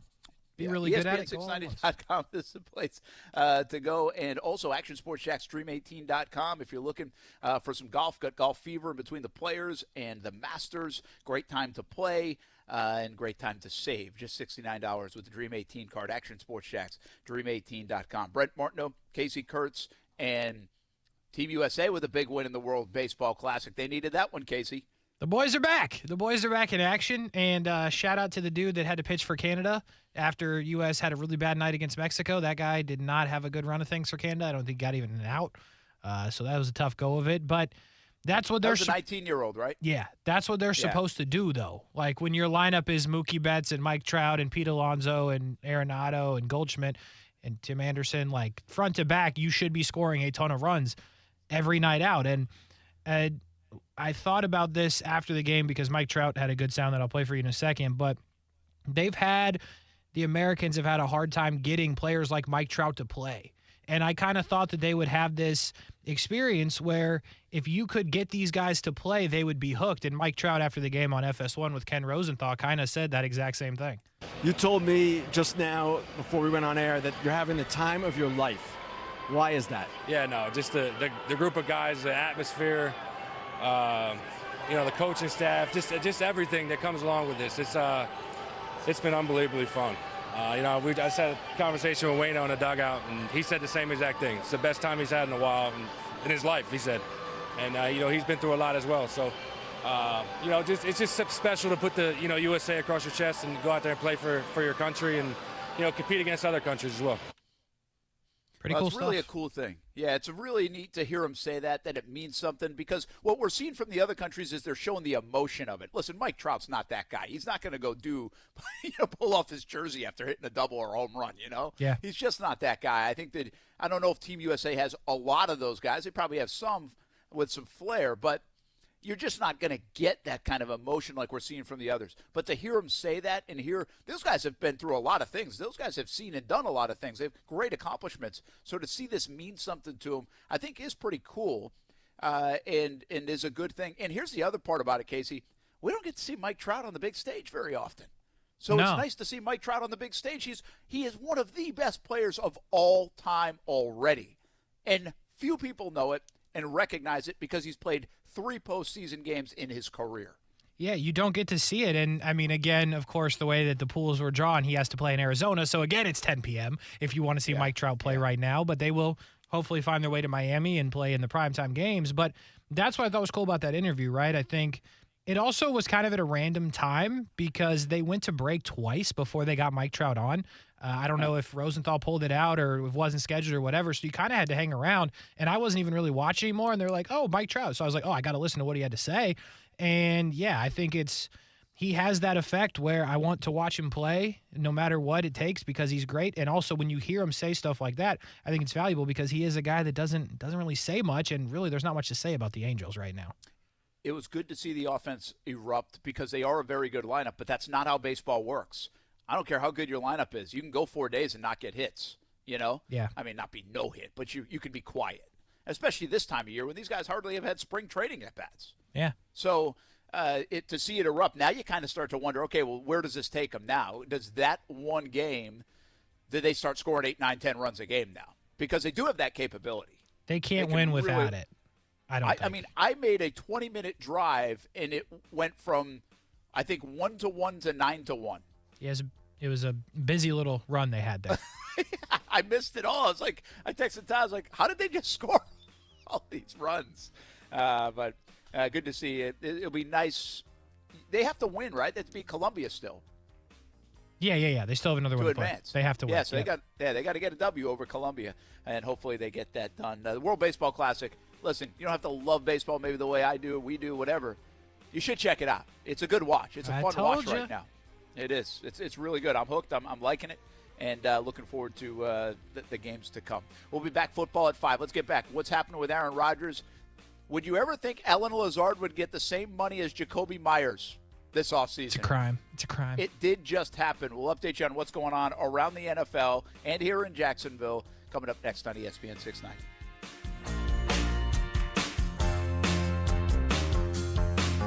Injured on the job? It takes one phone call to take back control of your life. Anajar Levine will fight to get you the compensation you deserve. Call me, Glenn Levine, for a free consultation. 1-800-747-FREE. That's 1-800-747-3733. Main office, Jacksonville. Discover how good your water can be with the new Connecticut softener and drinking water system. Connecticut's twin tank non-electric softeners are the most efficient softeners available, and their drinking water systems remove up to 99% of contaminants. This month, you can trade in any brand water softener and receive $750 towards a new Connecticut Premier Series softener. If you're not filtering your water, you are the filter. Don't be the filter. The experts at CGC Water Treatment and Plumbing will test your water for free and provide solutions that are right for you and your family. A Imagine having clean, clear, purified water at your home. No more plastic bottles, no more waste, just great tasting, purified water that you can trust. Call 904-552-1242 or visit cgcwater.com. That's 904-552-1242 or cgcwater.com. Financing options available with approved credit. CGC Water Treatment and Plumbing are proud partners of the Jacksonville Jaguars, and I'm a proud customer of CGC Water Treatment and Plumbing, an authorized independent Connecticut dealer. Florida license number CFC 1428211.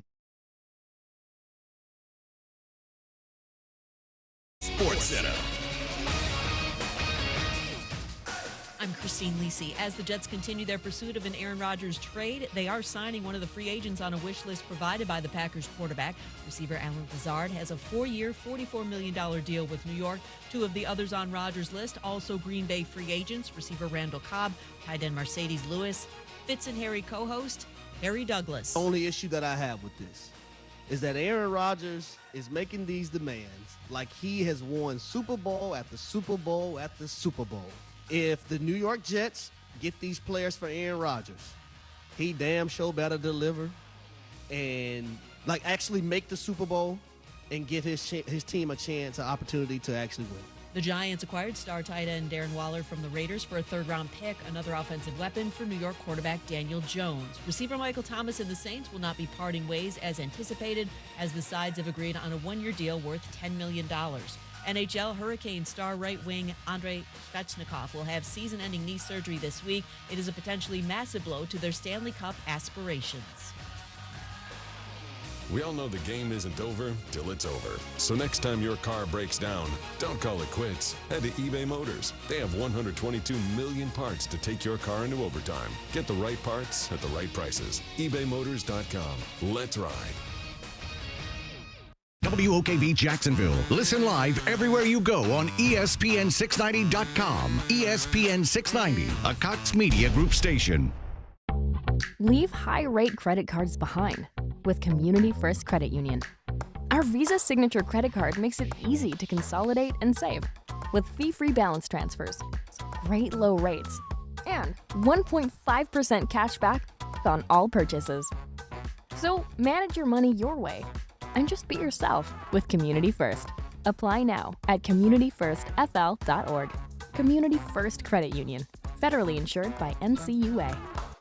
Stogie Fest, the Southeast's premier cigar event, is back at Aromas March 24th through the 26th. It all kicks off Friday, March 24th at 6 p.m. with events throughout the evening. Saturday, enjoy the Stogie Feast, an exotic meat lover's dinner, followed by beer, scotch, wine, and of course, cigar samples. Stogie Fest Sunday starts at 11 a.m. and features cigar sampling, great food, a designer car show, and more. This event will sell out, so go to aromas.com to get your tickets today. That's aromas.com. It's transition time to the spring season on the campus of the University of North Florida. Busy time to swoop. Baseball, softball, tennis, beach volleyball, track and field. Something for everyone at UNF. Find the schedules, results, the stories of the student athletes, and buy tickets at UNFospreys.com. Plus, be an Osprey supporter and help get scholarships fully funded at UNF. Giving Day is coming up on March 22nd. And check out the strategic plan of the future for UNF athletics. You can find all that at UNFospreys.com. As the seasons change, one thing remains the same. Jacksonville and all of Northeast Florida are fueled by Celsius Essential Energy Drinks. If you spot ESPN 690 anywhere in the community, come hang with us and grab an ice-cold Celsius. From local town councils to Capitol Hill, agents who are realtors are standing up for what's right. We're here protecting property rights. Here advocating for the issues that affect our neighborhoods. Here championing fair and equitable housing for all. Because we are realtors, bound by a code of ethics, driven to serve our communities. We're here for it all, here for you. Realtors are members of the National Association of Realtors. That's who we are. Finding great candidates to hire can be like, well, trying to find a needle in a haystack, but not with ZipRecruiter. Its powerful technology actively finds and invites qualified candidates to apply to your job. So while other companies might deliver a lot of hay, ZipRecruiter finds you the needle in the haystack. See why 4 out of 5 employers who post a job on ZipRecruiter get a quality candidate within the first day. Try ZipRecruiter for free at ZipRecruiter.com/free. That's ZipRecruiter.com/free. Broadcasting live from the Anajar and Levine studios. Anajar and Levine Accident Attorneys. Call 1-800-747-FREE. That's 1-800-747-3733. ESPN 690 and Action Sports Jax presents Brent and Friends with Brent Martineau. We're going to have to show a little more patience than the year 2 pom-pom people. Kasey Kurtz. Yo! But what are we doing, bro? Come on! And Aaron Schachter. I'm all in favor of these two showing their love, really celebrating their relationship. Get him! Get him! Hit him! Hit him! Yeah! Boom! Yeah! Boom! Yeah! Boom! Yeah! Boom! This is Brent and Friends with Brent Martineau, Kasey Kurtz, and Aaron Schachter on Jacksonville's home for ESPN Radio, ESPN 690. Here we go, football at 5 here, as we've talked a little hockey, baseball, and a lot of football already on the show. But football at 5 for the next hour. That leads up to overtime with Kurtz and Middleton. Brent Martineau down here in Daytona Beach for the next couple of days. Got a little high school baseball going on. Why aren't we playing doubleheaders instead of just one game each day for the next 4 days? I agree. Where's the double dip? There's a bunch of teams. My guess is field space. But yeah, did you guys play the Tortugas field? Yeah, we did. We played Jackie Robinson Ballpark. Very nice. Very nice. And I guess they're doing, Steph was telling me, a lot of renovations to it, like big bucks kind of renovations. Well, that's good. Around the park. To be honest. Yeah. I guess it's older than I thought it was. Oh, it's old, though. And the Tortugas, they're Cincinnati Reds affiliated. Yes. Or they were, or they are. Like they are. They're low A. Single A or double A? Low A. Because they were the double A Cubs a couple years ago. They were the single A Cubs. They were single A Cubs? Yeah. Single A. Yeah, that makes sense. Because that's when Jacksonville was double A. And they were technically A advanced Florida State League, and then they got rid of the Florida State League, I think. No.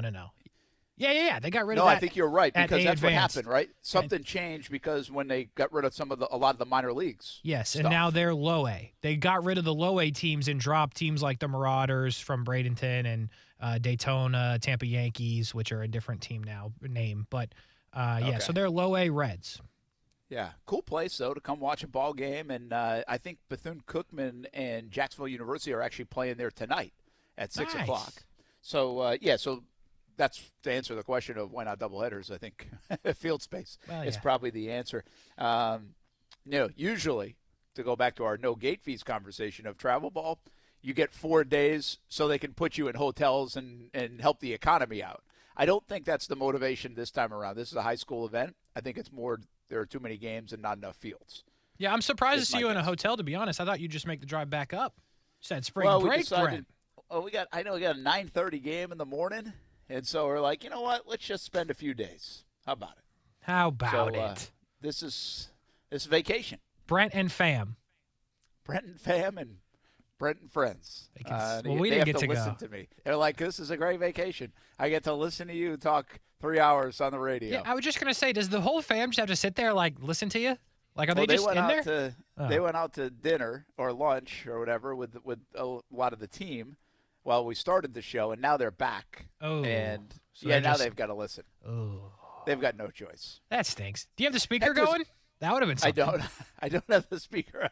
I didn't think they didn't ask me yet about the speaker. I could turn it on so they can listen to you too. They probably are getting the full experience. It's fine. Let's just let them have a little bit of peace, right? Yeah, a little bit. They're counting down until 6 o'clock. Oh, I'm sure. Oh, I bet they are. But anyway, hey, that's what we can do. We got this whole setup and a Technology. pretty good backdrop. Okay, and I'll tell you one other thing about this. This backdrop looks better than it feels. It is chilly down here. Oh. Like, we got a week that March is funny, right? I mean, it's been beautiful weather for the last 3 weeks. Really, probably for the last month. But it's cold. It's like 60, which is kind of cold by the ocean, A wee bit chilly. And it's a cool wind. And so I think it's going to be like this for the next few days. I'm not sure anybody's touching a toe in the ocean down here at Daytona Beach. No beaching. That's tough. I'm definitely not beaching it, but even if it was 85. You don't seem like a beach guy, though. Nah, I mean, I don't mind going on the beach, but I'm not like swimming the ocean and stuff. Yeah, the ocean's scary. I used to be a big ocean guy, but then I started to really think about it. Like when I became older, I'm like, you got no idea. You got no idea. Yeah, I don't mind the ocean to that. Like, I don't have those fears about the ocean. I just don't get excited about going swimming anymore. Yeah, Like, I hardly ever swim, ever. And I swam all my life. Like, competitive swimming. Yeah. And now I just don't. Like, I don't even, like, it can be 100 degrees. There can be a pool right there, and I don't get excited about going to the pool. Like, the only time I go in the pool is if, like, these guys beg me to go in for some reason. And they're now, like, older. They don't beg Dad to go in the pool. Like, yeah, they actually want you to go away. Yeah. They actually wanted me to, like, years ago, but now they don't want me to. So now I don't have to. Like, So- I just don't go swimming anymore. As we do swimming at 5, do you guys have a pool? No, we do not have a pool. So that's like that would have been a colossal waste of money. That's the thing. Okay, so we didn't have a pool for like. I better be careful about saying a colossal waste of money. I'd like to endorse one someday. So, well, listen, I'm about to bring it back For us, together. it would be. Don't worry, I'm going to bring it back together because we didn't have a pool for a while, and when you don't have a pool, the only thing you want is the pool. I used to go to the community pool when I didn't have a pool. Then we moved to a different house, same neighborhood. Don't ask me why. I don't know. Parents made the decision. And that house had a pool, and I never swam. That's funny. Like, it's like a thing. If you have a pool, you don't, like, you use it, yes, but, like, not the way that you used it, like, earlier in life. So, like, I kind of have this unwritten study of kids that have pools as they, like, before they had it and now when they had it, if they swim more or less. And I guarantee you the answer is less. It's probably less. Like, where we live, we have one of the community pools, right? And it's like when you buy the house and you're driving through the neighborhood and you're like, oh, this is awesome. We're going to use this like every day. Yeah. We haven't been there in a decade, man. Like, I'm not lying. I believe like that. a true decade. We have not been there. We live a football field from the place. Yeah. It's the craziest thing. It's nice, but I don't know. We just don't do it. And the kids like to swim and stuff, but even they don't use the community pool or the amenities, I guess you would call it. And but they'll swim in other places, like if a buddy has a pool or something like that. I don't know. It's a very weird It's a very weird self-study for me, because again, I swam competitively all my life, like was always in the pool. Yeah. And I genuinely have zero interest in swimming, like ever, even when it's hot. Like, don't even care about getting in the pool. The only thing I go in is a shower and a hot tub. I'm glad like, those are the only two things I'll go in. Cool. Water-wise. Glad you clarified the shower part of it. And that's the thing, though. You just said it. Because all my friends wanted to swim in the pool. When they come to my house, I'm like, can't we just play Xbox? They're like, no, we got to swim. I'm like, it's mid. That's true. You know what I'm saying? Like, I have think this you're every day. exactly right. It's true. I think there's a psychology about it. I think you're right. It's a fact. One of my best friends when I was growing up was Dwayne. He lived 2 doors down. He also, get this, lived in a house across the street from me in my first house, then moved next door to me at the second house in the same neighborhood. It was just musical chairs in this neighborhood. We were all moving to different houses, never moved out of the neighborhood. Anyway, had a pool. He wanted to swim in my pool. They built a pool. He ain't been in it ever.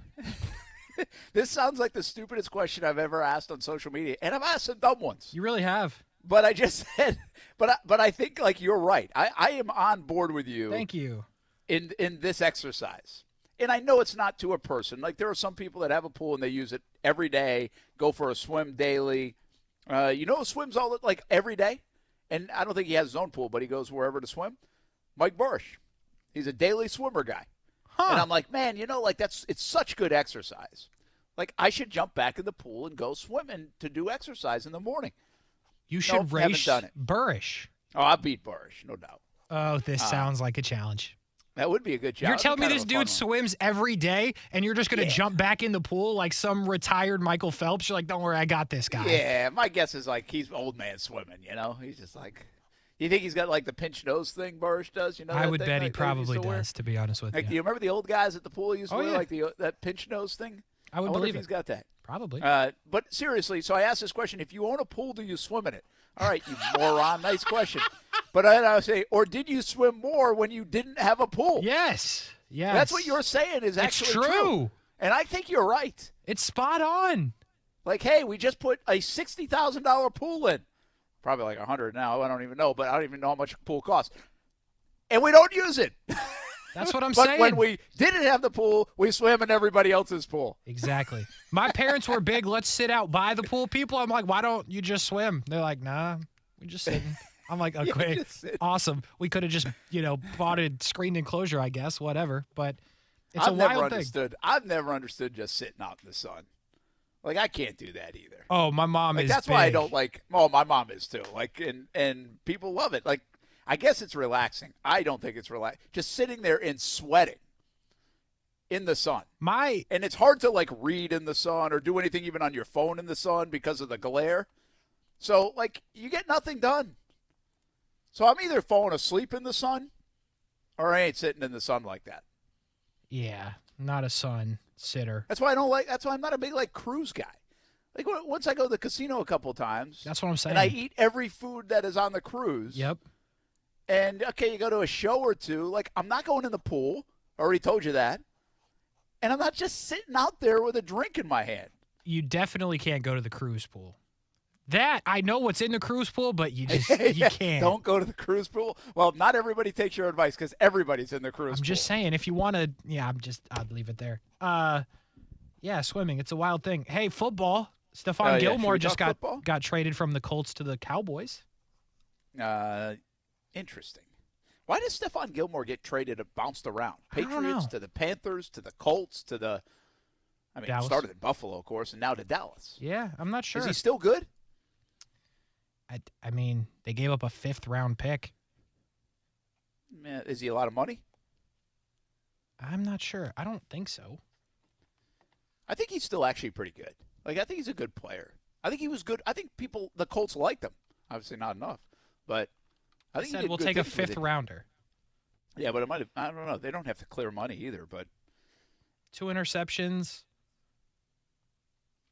I mean, okay? So here's the move of the day. That's wacky to me. So we start the show. We got Aaron Rodgers, and he wants Mercedes, and he wants Odell Beckham Jr., and he wants his buddies Alan Lazard and Randall Cobb, and the Jets signed him to Alan Lazard, which again I think is a fantastic story. The Jags had him on the practice squad. Green Bay picks him up. He kind of becomes a favorite target of Aaron Rodgers, and Aaron Rodgers just helped Alan Lazard make $44 million with the New York Jets. That's crazy. 4 years, $44 million for Alan Lazard. 3 years, $33 million for Jakobi Meyers. Alan Lazard, Jakobi Meyers? Like, what am I missing? You're missing a lot with Jakobi Meyers. He's good. Alan Lazard is interesting. No, that's what I'm saying. Like, Jakobi Meyers is better than Lazard, Oh, yeah, right? big time. Big time. I think so. I think he's proven more with significantly less compared to the quarterbacks they've had since he's been a Patriot and getting the ball from Aaron Rodgers. Aaron Rodgers is consistent with it. So, yeah, the Jakobi Meyers thing is weird to me, but, like, he has to go to the Jets now, right? Or is there some clause where, like, we don't actually want Alan Lazard, we can cut him? No, here's my other thing about this. I gotta find it. Did you see the national guys tweeting about it? Did you catch that when they were tweeting about the Lazard stuff? And what I'm getting at is they were trying to make it seem like – so somebody with the Jets, when they gave it to him, or the agent or whatever, because they were all saying it. They were like, yeah, the Jets have been on him ever since, like, the early stages, blah, blah, blah, blah, blah. Yeah, right. Yeah, oh, yeah, the Jets were targeting Alan Lazard for 4 years and $44 million. So basically the agent or the team or whoever's giving the information to the national guys, most likely the agent, is saying, hey, let's make sure we phrase this like they didn't just sign him because they need him for Aaron Rodgers. So the tone of, like, everybody's tweet was, well, the Jets have really coveted him, been all over him, and they signed him to a 4-year, $44 million deal. There's no way the Jets sign Alan Lazard today to a 4-year, $44 million deal if they're not getting Aaron Rodgers. Yeah, no. I don't buy it. No. Now, that does seem a little expensive of a package deal gift. Yeah, because you got to pay Aaron like $50 too. Dang. I wonder if he'll rework his, and he's just helping get his guys money now. Like, if there's a part of that. Maybe. Doesn't seem very Aaron Rodgers-esque to me, but. Nah, this is weird. Shout out to Alan Lazard. Good for him. Get your money, dog. But he going to be super disappointed when they go into training camp and Zach Wilson's the starter. Like, the Jets have receivers, too. Like, I don't know. Yeah, the Jets actually have okay receivers. So, I mean, Lazard for $44 million. I mean, they're going to have to trade like Elijah Moore, right? In theory. I don't see Elijah Moore hanging around there. But Elijah Moore is better than Alan Lazard. Yeah, I think. I don't know that. I don't know. I mean, maybe we could think, but I'm not sure Elijah Moore's done yet enough to know.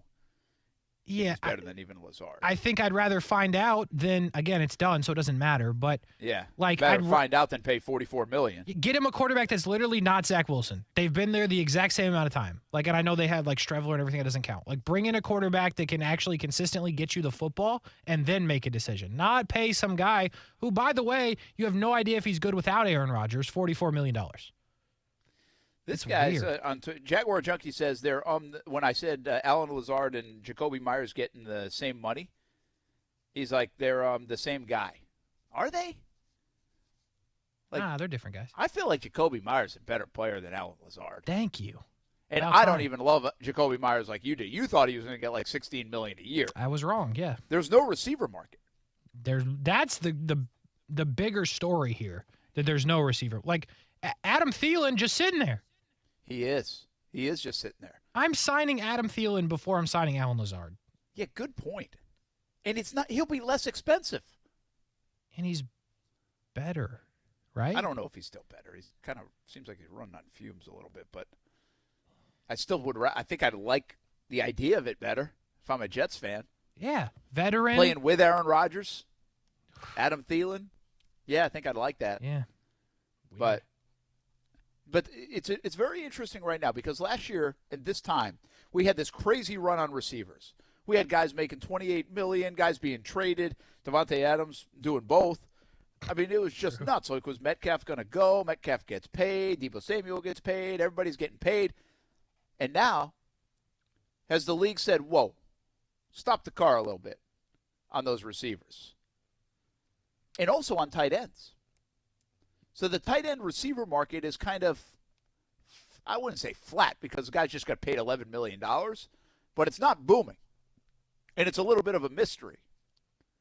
I really don't know why. Yeah, it's definitely not booming. I think when you have the level of guys you have in the draft and the amount of them, like there are guys that you're going to get in the second, third round that I think are pretty good. Like someone's going to get a steal on A.T. Perry. We're not even talking about Downs from North Carolina. Like there are so many receivers that are going to fall.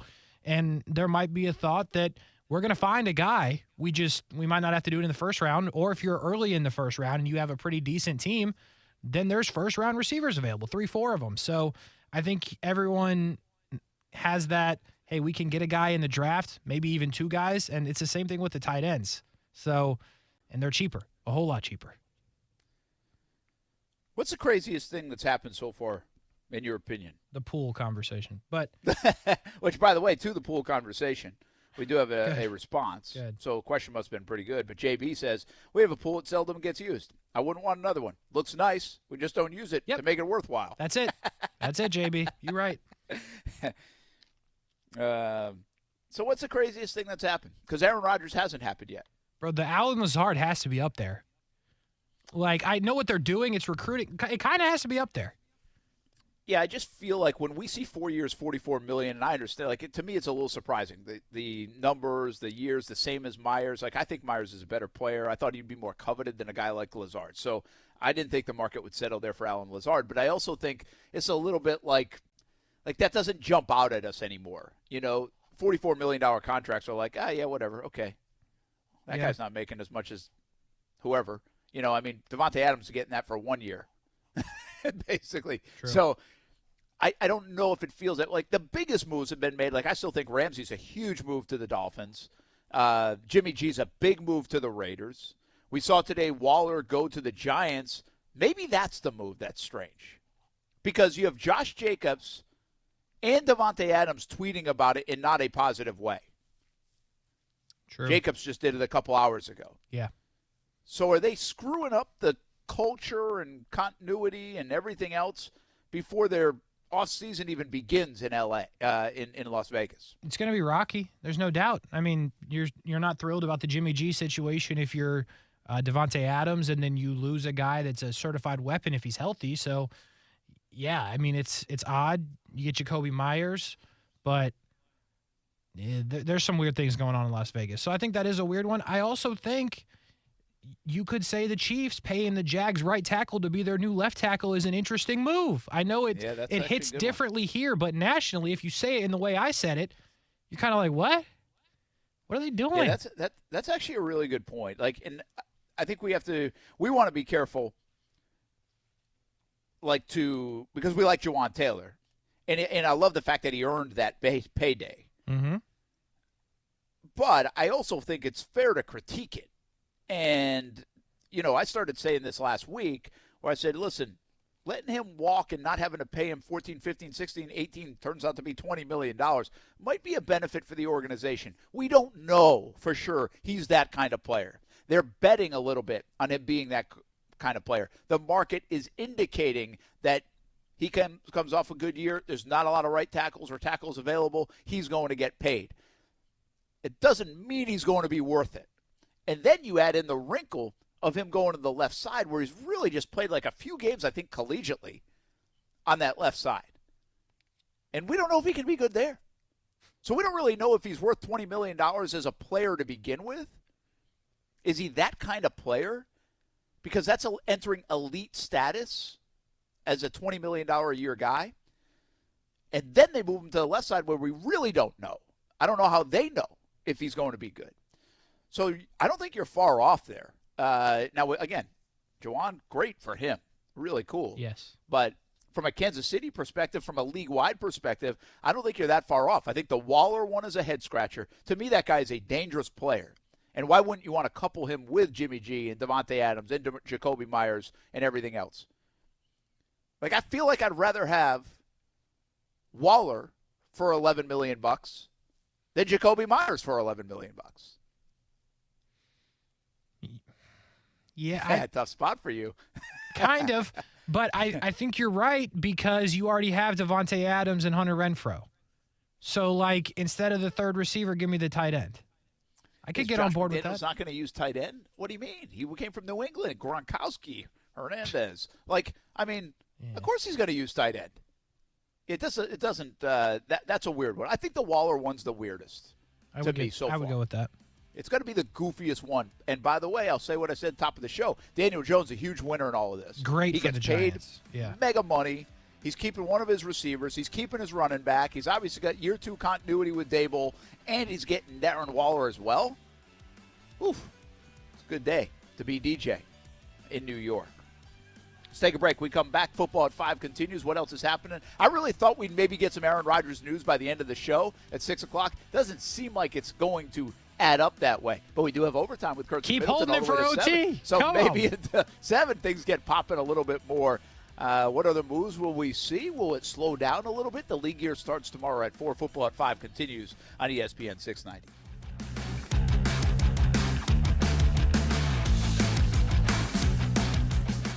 Now, the First Alert forecast on ESPN 690. Mostly clear skies this evening. Overnight down to the upper 30s to low to mid 40s across Duval County. We'll be in the mid to upper 30s well inland. Some inland frost possible. Mostly sunny for Wednesday. Back to the low 60s. From the Action News Jax First Alert Weather Center, I'm meteorologist Garrett Beatonball. The Weather Center is brought to you by Beards Diamonds. Now get 0% interest for 5 years with nothing down. Discover how good your water can be with the new Connecticut softener and drinking water system. Connecticut's twin tank non-electric softeners are the most efficient softeners available, and their drinking water systems remove up to 99% of contaminants. This month, you can trade in any brand water softener and receive $750 towards a new Connecticut Premier Series softener. If you're not filtering your water, you are the filter. Don't be the filter. The experts at CGC Water Treatment and Plumbing will test your water for free and provide solutions that are right for you and your family. Imagine having clean, clear, purified water at your home. No more plastic bottles, no more waste, just great tasting, purified water that you can trust. Call 904-552-1242 or visit cgcwater.com. That's 904-552-1242 or cgcwater.com. Financing options available with approved credit. CGC Water Treatment and Plumbing are proud partners of the Jacksonville Jaguars, and I'm a proud customer of CGC Water Treatment and Plumbing, an authorized independent Connecticut dealer. Florida license number CFC 1428211. We're dealing at Best Bet St. Augustine, the only card room and sports bar in St. Augustine, Florida. With nonstop action, poker games of all limits, exciting tournaments and table games, and a sports bar showing all the action, Best Bet St. Augustine has you covered. Don't miss our delicious dining options, serving breakfast, lunch, and dinner, and our always popular freshly made sushi. Best Bet St. Augustine is located at 800 Marketplace Drive off exit 311, where I-95 and State Road 207 meet. Learn more at bestbetjax.com. I'm John Morgan of Morgan & Morgan. I'm about to tell you a secret that'll make the insurance companies madder than a wet hen. Major insurance companies use a software called Colossus to tell them what the firm you hire is likely to settle your case for. Google it yourself. They know which law firms can lowball and take the last best offer. Not us. Google our firm and see billions recovered from those very same insurance companies. They know who we are, and now you know it too. Morgan & Morgan. Visit forthepeople.com for an office near you. Ready for some baseball? It's almost time for your Jacksonville Jumbo Shrimp. Opening day is April 5th, and 1-to-1 Financial Credit Union has the deal. 1 week only, March 13th to the 18th. Stop by any 1-to-1 Financial branch and pick up BOGO Jumbo Shrimp ticket packages. Buy one, get one. Yeah. That's 20 game vouchers for just $1.95. No blackout dates, only the reserve seats. Yeah. Just hit up your hometown credit union 1-to-1. March 13th to the 18th. Get your BOGO and support the home team. Thirsty Thursday has never been better. Federally insured by NCUA. For adults with moderate to severe plaque psoriasis who are candidates for systemic or phototherapy, now there's Skyrizi, Risankizumab Riza, a prescription-only 150 milligram injection. With Skyrizi, 3 out of 4 people achieve 90% clear skin at 4 months, and Skyrizi is just 4 doses a year after 2 starter doses. Nothing in me go hand in hand. Nothing on my skin, that's my new plan. Nothing is everyday. Don't use if allergic to Skyrizi. Serious allergic reactions and an increased risk of infections or a lower ability to fight them may occur. Before treatment, your doctor should check for infection and tuberculosis. Tell your doctor if you have an infection or symptoms, such as fever, sweats, chills, muscle aches, or cough, or if you plan to or recently received a vaccine. With Skyrizi, you could achieve 90% clearer skin. Ask your doctor about the #1 dermatologist-prescribed biologic in psoriasis and visit skyrizi.com or call 1-866-SKYRIZI to learn more. Action Sports Jax. Watch, listen, subscribe. You can watch us on CBS 47 and Fox 30. You can listen right here on ESPN 690. And you can subscribe to our YouTube and podcast, Action Sports Jax on ESPN 690. Action Sports Jax. Watch, listen, subscribe.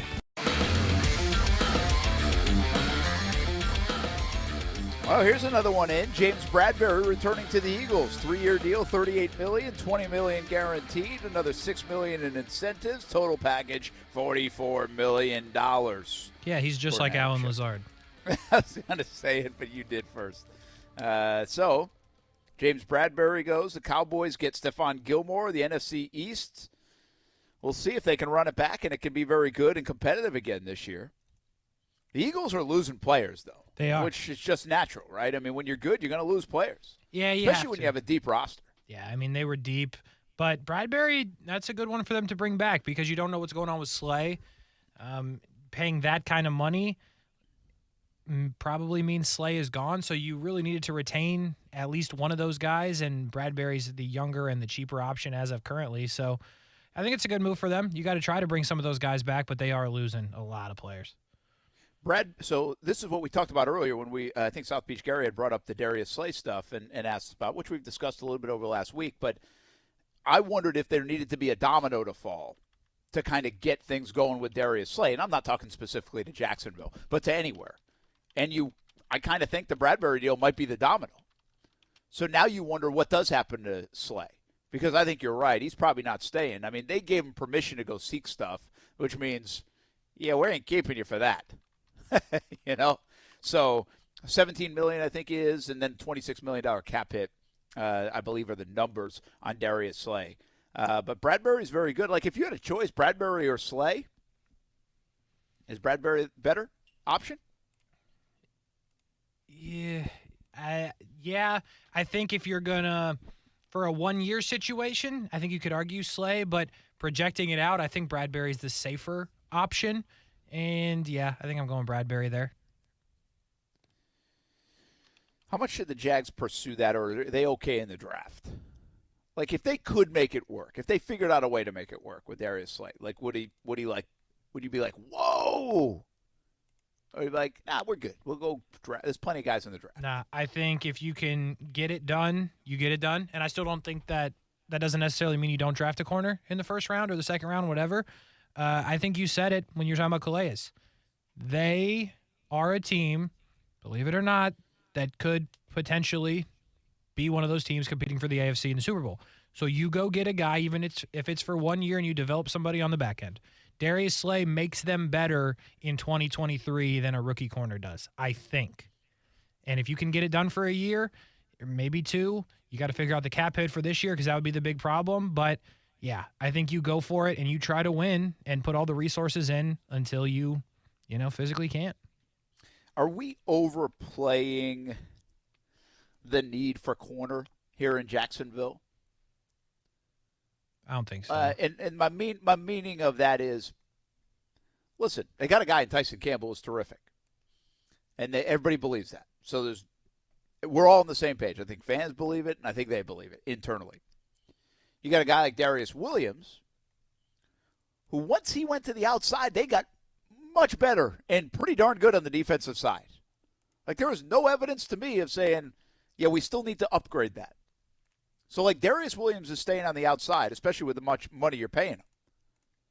And Darius Williams, once he got back and used to being here and also back from injury a bit, I think he settled into even the corners, the slot spot fine.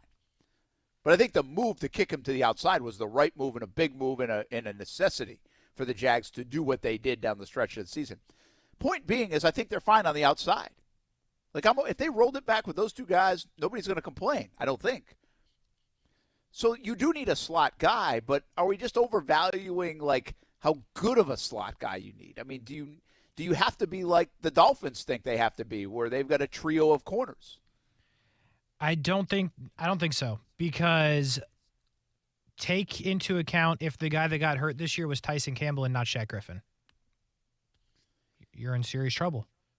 I mean, I don't think that you can bank on them being as healthy as they've been, and you don't have a lot of depth at that position that you feel 100% about. I mean, currently, you obviously have lost Trey Herndon now.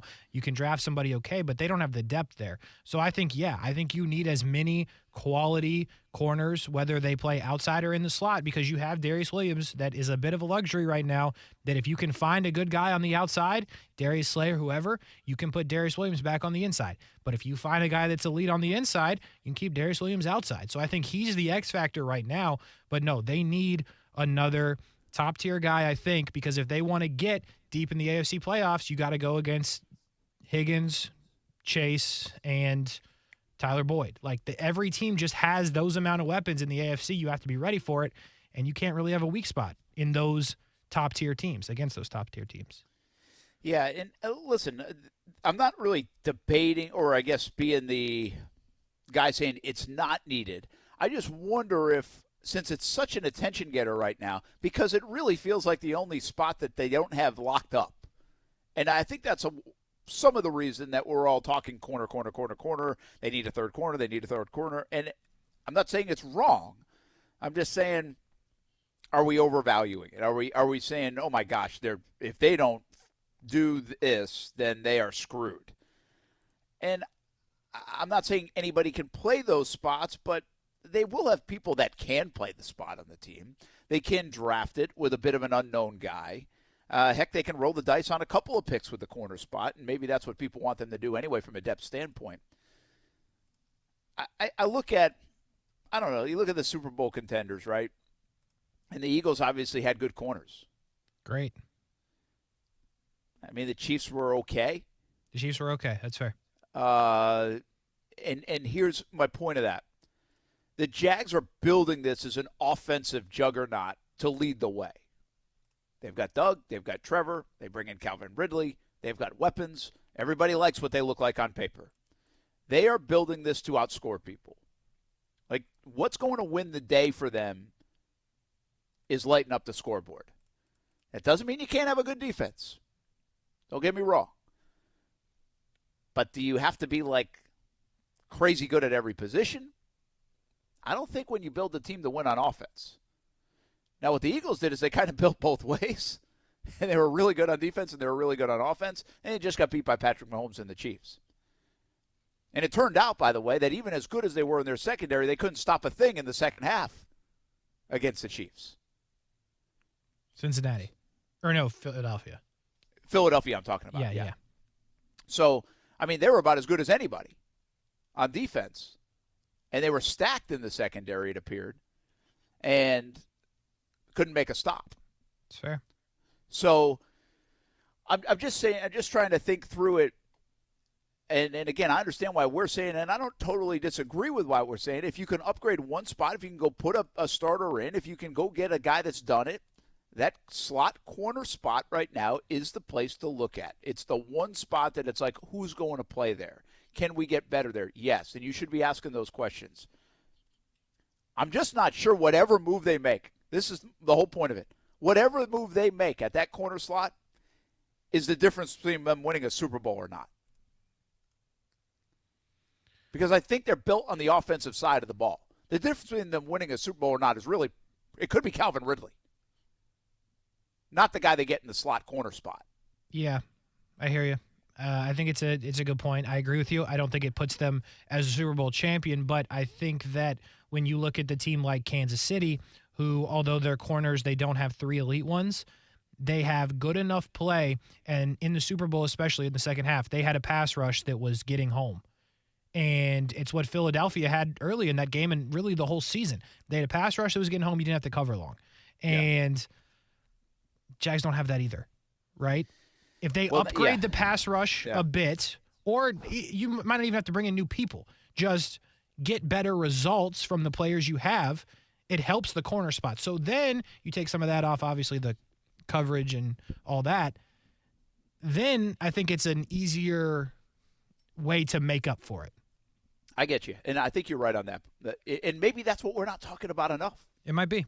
Like why, and that's, I guess this is where I'm all going with this. Remember, one, the Jags are built with, from an offensive perspective right now, get as great as you can be on defense, but this is not 2017. The defense is not going to carry the freight for this team. The offense is. So that's different. This is more late 90s Jags, where your defense can be good and impactful, but your offense is carrying the way. The other side of it is corner. Well, you might have just unlocked it. Pass rush. Yeah. And if you don't have enough, then why aren't you looking at 24 as a pass rush guy? I think it's defensive interior guy potentially, but maybe it's edge guy. But who's going to help you get the pass rush best?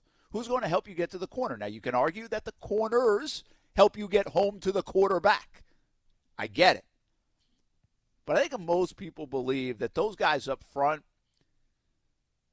usually impact the guys in the back just a shade more than the guys in the back impact the guys up front. Now, any coach you ever get on will give you the cliche of rush and cover. Rush and cover works together. Like, I get it. But I think you can make more hay up front, to your point, with what Kansas City was able to do. 55 sacks this year, and they were good, not great, in the corner spot or the secondary spot. Yeah, I agree. And you're ahead of Kansas City in my mind in the corners you have. You just need to upgrade the pass rush there because you By had. the way, the kid wasn't the rookie McDuffie or whatever. He played well for them though. Yeah, Trent. He's pretty good. Yeah, he was good, but again, he's not elite. He's not as good as Tyson Campbell for my money, and they were 20 sacks ahead of where the Jags were. So maybe that is the spot. Maybe you just draft Nolan Smith and call it a day. It'll be interesting. And I think that 24 pick for the Jags, and a little bit of this depends what they do over the next, week or so in this second wave of free agency if they pick some guys up. I'm not locked in the corner at the 24 spot, and I haven't been. Interior pass rush or interior D lineman, an edge rusher or pass rusher of any kind might be priority for the Jacksonville Jaguars. We will see.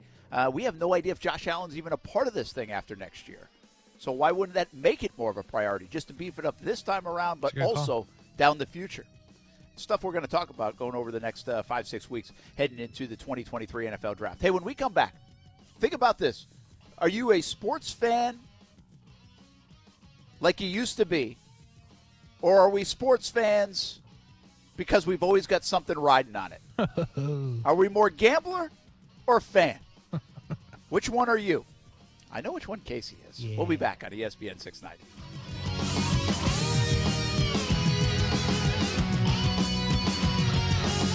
Brent and Friends is sponsored by Best Bet, now open in St. Augustine. Victim of a slip and fall? It takes one phone call to take back control of your life. Anajar and Levine will fight to get you the compensation you deserve. Call me, Mark Anajar, for a free consultation. 1-800-747-FREE. That's 1-800-747-3733. Main office, Jacksonville. Rich Jones here. Investing can be more about just filling a bank account. It's about having a secure retirement, protecting your family. Let DLP Capital help you to protect your why. Here's CEO and founder Don Wenner. I started DLP Capital with an expectation that I could provide my family, my investors, my team members, and the families of my investors with awesome returns, limited volatility, and no losses, all while providing desperately needed affordable housing to the American workforce. To get your investor's guide and learn more, dial *invest on your cell phone or visit highyieldreturns.net. Men, if you're struggling with erectile dysfunction or PE and frustrated taking pills that don't work, Prime Men's Medical Center offers breakthrough medical treatments that effectively treat your problem. 98% of patients experience immediate results during their first office visit. And for a limited time, your initial consultation and first treatment are completely free. Listen to a specialist in men's health. I'm Dr. Rubinsky. The physicians at Prime Men's Medical Center offer the most advanced treatments that eliminate ED and PE. Now men are lasting 30, 60, 90 minutes or longer, regardless of age or medical history. Guys, to eliminate your frustration in the bedroom, call Prime Men's Medical Center now to take advantage of this exclusive limited-time offer. Your initial consultation and first treatment are totally free, and you'll see instant results right in the office. Call now, 904-664-8214. 904-664-8214. That's 904-664-8214.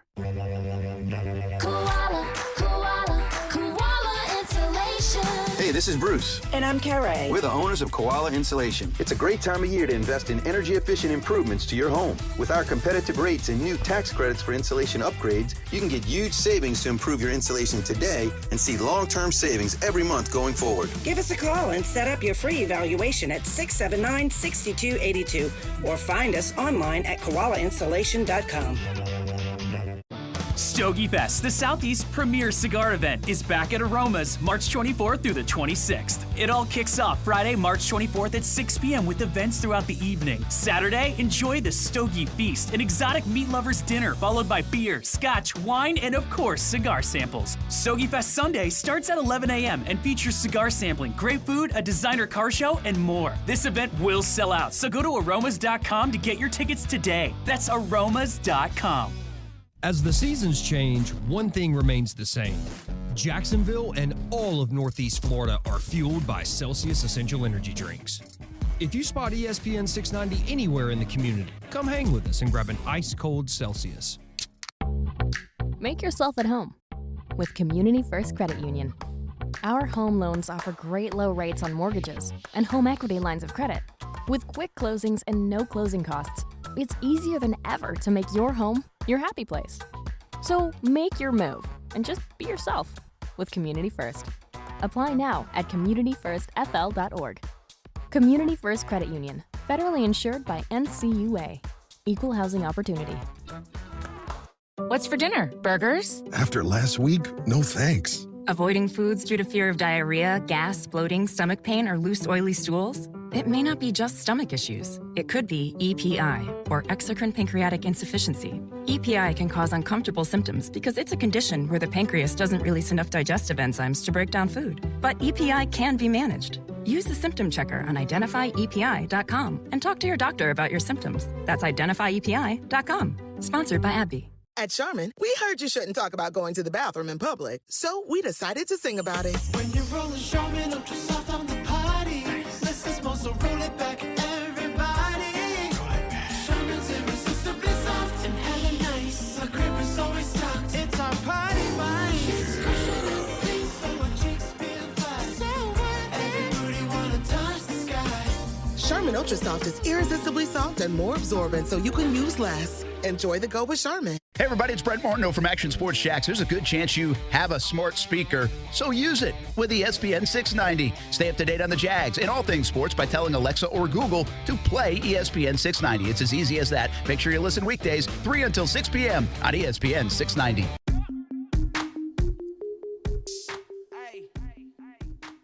Welcome back, everybody. Football at 5. We put a bow on the show here on Brent and Friends on ESPN 690. Overtime with Kurtz and Middleton on deck. Yeah. Friendly reminder, ActionSportsJaxDream18.com for your Dream 18 card. If you have a birthday of a significant other that you know likes to play golf, or a friend, or you just want to get involved and pay $69 to get hundreds of dollars off green fees, ActionSportsJaxDream18.com. And everybody's got a little golf fever right now. Kind of wish I was playing right now, but maybe a little bit later on in the week.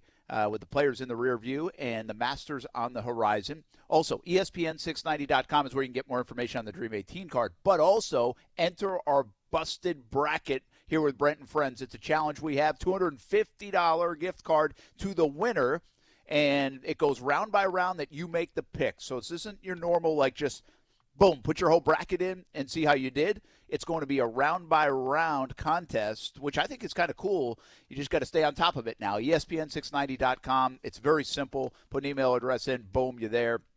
And $250, and you can try to beat us, and we can have some fun with it. But you got to get in before Thursday and the first games of the week. Aaron Rodgers going on Pat McAfee tomorrow at 1 o'clock. I just tweeted this. I give Rodgers this credit. He's a loyal guy to his friends, you know, and people that he knows. McAfee's going to go on even in the midst of all this stuff, which is going to obviously do terrific things for McAfee. He already does a terrific job and has great numbers and ratings and everything. But obviously everybody's going to be watching this. So he takes care of his buddy. That's cool. He's taking care of Alan Lazard to the tune of $44 million. He's taken care of a couple of times now Randall Cobb, getting him back to Green Bay and maybe now go to the Jets. Might be helping out Mercedes Lewis. Listen, this guy, for the people that are around him, that he really likes and have helped him, he returns the favor. I appreciate that loyalty out of him. I love it. I think it's and again, there's no way to know what's going to happen, but, I mean, if he were to announce where he's going, or if he's going to the Jets, whatever, on McAfee's show, not that he needs the help, that'd be massive. And I said this, I don't think you were here, Brent. We were talking about it when Aaron was still upset about it. And that's like the goal. If you are friends with an athlete and you have a podcast that's even slightly decent, your boy has to announce where he's going on your podcast. Like, that's the only way it can work in this world. So, like, I love it. And I think we should see more of it. Like, we need to be, like, if you're childhood friends with an athlete, they need to slide on your podcast with 8 viewers to announce where they're going. And then, boom, you're taking off. It's like Brian Robinson Jr., the hat guy. That's his boy's brand. Like, you got to do it. Yeah, and he forced me into buying a hat, basically. And it worked. And you're probably going to watch McAfee tomorrow at 1. Like, probably. I mean, it is what it is. Hey, Calais Campbell, come on, Brent and Friends again. And make sure you tell us where you're going. Let's do it. There you go. It could be a Shachter bomb. Hey, I wanted to get to this topic, and so there's a bunch of stuff flying around the NFL, and Overtime with Kurtz and Middleton will update you as things continue. And we've had some good discussions today, and other people jumping in. We'll continue those discussions tomorrow as well. Brent and Friends, 3 o'clock on ESPN 690. But I brought this up a little bit yesterday, I think, with Coach Matthew Driscoll, and you're really the reason I brought this up, because you wager on things left and right, daily fantasy, blah, blah, blah, but it was with the Players' Championship. I was like, I wonder if he watched, because you had told us, like, on Thursday or Friday, I think it was Friday, that, like, your guys were out. So, like, I'm not even sure I'm watching. I'm going to be watching something else or doing something else. And so it got me thinking, like, would you characterize yourself as a sports fan that just tunes in to watch sports because you love sports? Or do you now always have action on something, and that's the reason you're watching? Because I've done both. Like, I've obviously had money riding on a game or this or whatever, and so you're intrigued, right? Or a bracket or a pool or a this or that. Like, and there's fun. It's like, I get it. Like, I understand why people do it. I'm not knocking that. I'm just saying, have we now turned into non-sports, like true, genuine sports fans? Because we don't really care what the hell's going on unless we got $1 in the game. It's true. I think there are very few things that I watch without anything on it. Like USA Baseball last night was one. Didn't have anything on it, but I watched it. But, yeah, I mean, to your point with the golf, I was in, watched a little bit. I was not as locked in because I had 3 dudes miss the cut on my DFS, so I was in trouble from the get. And, yeah, that's what I am. And here's the problem that has ensued. If there is late NBA on, this is a bad habit that I have, and I actually probably shouldn't say this on the air. NBA is tough, man. If there's a late NBA game on and I'm not tired, like the 10 o'clock on TNT, I'm pulling up and I'm doing a daily fantasy just for that game. No idea who's playing, really no background. I'm like, I'm not going to sit here and watch the Pelicans and some other bum team if I don't have something in on it. So I think you hit it on the head. I can't be the only one doing that. I'm definitely not. No, I don't think you are. And that's the thing. Like, I think people, like, we've got the kids on, like, the flip side. Like, they've got stuff going even if it's, like, 10 cents.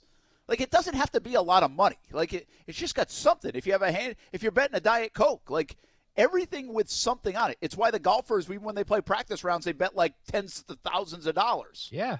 Right? Because those are like pennies to those guys. I wish I could do that, though, to be honest. But, like, we always want to play a game. But I just wonder if it's made us less true sports fans. Because the World Baseball Classic is actually interesting here. I've been watching as much as I can. Totally as just a baseball fan and a fan of an event that's going on. You're like, wow, I want to watch more of that. That's cool. Yeah. Now, I love baseball. I'm not locked into, like, a Red Sox spring training game. You can't be. Spring training is the greatest thing if you're there. But, like, it's not a TV because you're like, who, 87, 96, that's your outfield. And you're like, who are these people? Like, nobody has a name on the back of their jersey. Like, it's great if you're there. It's a in-person sport just for the environment. It's not a TV sport, so it's hard to get locked into that. But the World Baseball Classic, at least, there's some riding on it. In the event that actually starts tonight, right, we got playing games tonight? Yeah, we got playing games tonight. Like, it's the truest indicator of all. So I ask you this question, and how would you answer it? If you did not make a bracket, how many NCAA games would you watch? Oh, I mean, maybe a half of the championship. I'm dead serious. I am so serious, Brett. I can't sit through the amount of commercial breaks they take in college basketball. I cannot do it. So I kid you not, I'd watch the second half of the championship. I'd play FIFA. I do think this is like Thursday, Friday. There are so many games going on. Like, we like that in our mind. Like, I used to love the 4-box. This was back before everything was picture-in-picture and you could get every game. And I hate that you got to go to True TV and everything. I'd almost wish they just showed like a 4-box the whole time. Big 4-box guy. I remember when the game was on like CBS only, and they would go to the 4-box, and you're like, "Oh, live look in, this is the greatest." Mm-hmm. You don't remember those days, but like it was the best. So like, there's something to the numerous amount, the voluminous amount of games that we have on Thursday and Friday that make it fun. But the bracket certainly contributes to it, and I just have a feeling like America would not be watching if it wasn't for the bracket. Yeah. And if you could win your pool and everything else. And listen, at the end of the day, that's why all these sports have embraced gambling. Because they know that's why people are tuned in. We know, like, the NFL is as big as it is in part because of gambling, fantasy football, and other things. 100%. Golf has embraced it big time. They have odds to win the tournament next to their scores. Love it. Big fan. So, but it hit me again this weekend. It's like, even though it's a local event, would you watch the Players' Championship if we didn't pick a winner and a sleeper on the show? Schachter wouldn't. And it's almost like you've got to have some action to watch anything these days, it feels like. Yeah. We should start betting on, like, TV shows, and maybe we'd watch more of them. Listen, you can do that on The Bachelor. Can you bet on how many times I'll mess up on the sportscast, and then we'd watch the news more? Yeah, I mean, I would actually love to get action on how many times Brent is going to mess up the newscast. I'm actually big on that. I think we're totally out of music. We're way it's late. Cool. No, it's cool. I'm bringing more music, and we are way late. We do have to go, but I just want to tell you, your favorite quarterback, Matt Ryan, just got cut. He did just get cut, and I'll leave this for you guys. Can you discuss this on Overtime with Kurtz Absolutely, and Brent. Will he play again? We can discuss that. Will somebody pick him up? The answer is yes. I wonder. But we'll discuss it more in like 6 minutes. All right, that'll do it from Brent and Friends from Daytona Beach today. For Kasey Kurtz, I'm Brent Martin. We'll do it again tomorrow, 3 o'clock. Overtime with Kurtz and Middleton up next on ESPN 690. Discover how good your water can be with the new Connecticut softener and drinking water system. Connecticut's twin-tank non-electric softeners are the most efficient softeners available, and their drinking water systems remove up to 99% of contaminants. This month, you can trade in any brand water softener and receive $750 towards a new Connecticut Premier Series softener. If you're not filtering your water, you are the filter. Don't be the filter. The experts at CGC Water Treatment and Plumbing will test your water for free and provide solutions that are right for you and your family. Imagine having clean, clear, purified water at your home. No more plastic bottles, no more waste, just great tasting, purified water that you can trust. Call 904-552-1242 or visit cgcwater.com. That's 904-552-1242 or cgcwater.com. Financing options available with approved credit. CGC Water Treatment and Plumbing are proud partners of the Jacksonville Jaguars, and I'm a proud customer of CGC Water Treatment and Plumbing, an authorized independent Connecticut dealer. Florida license number CFC 1428211.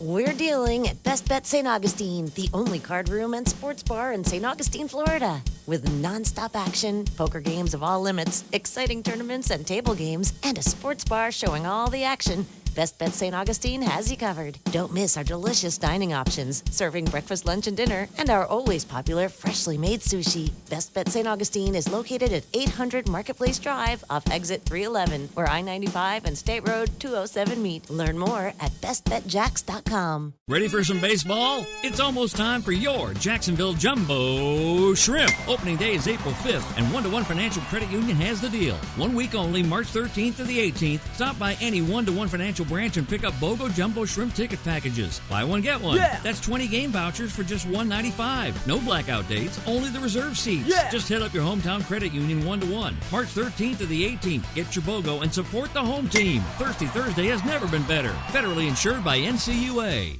Hey, Coach, you wanted to see me? Yeah, I just wanted to let you know we're going with Geico for next week's game. Geico? As our starting point guard? Geico really delivers in the clutch, with over 85 years of great claim service right when customers need it most. Coach, Geico isn't a basketball player. It's an insurance company. Yeah, I just feel like Geico gives us our best chance to win. Are you serious right now? Thanks, champ. Knew you'd understand. For the choice you can always rely on, go to geico.com.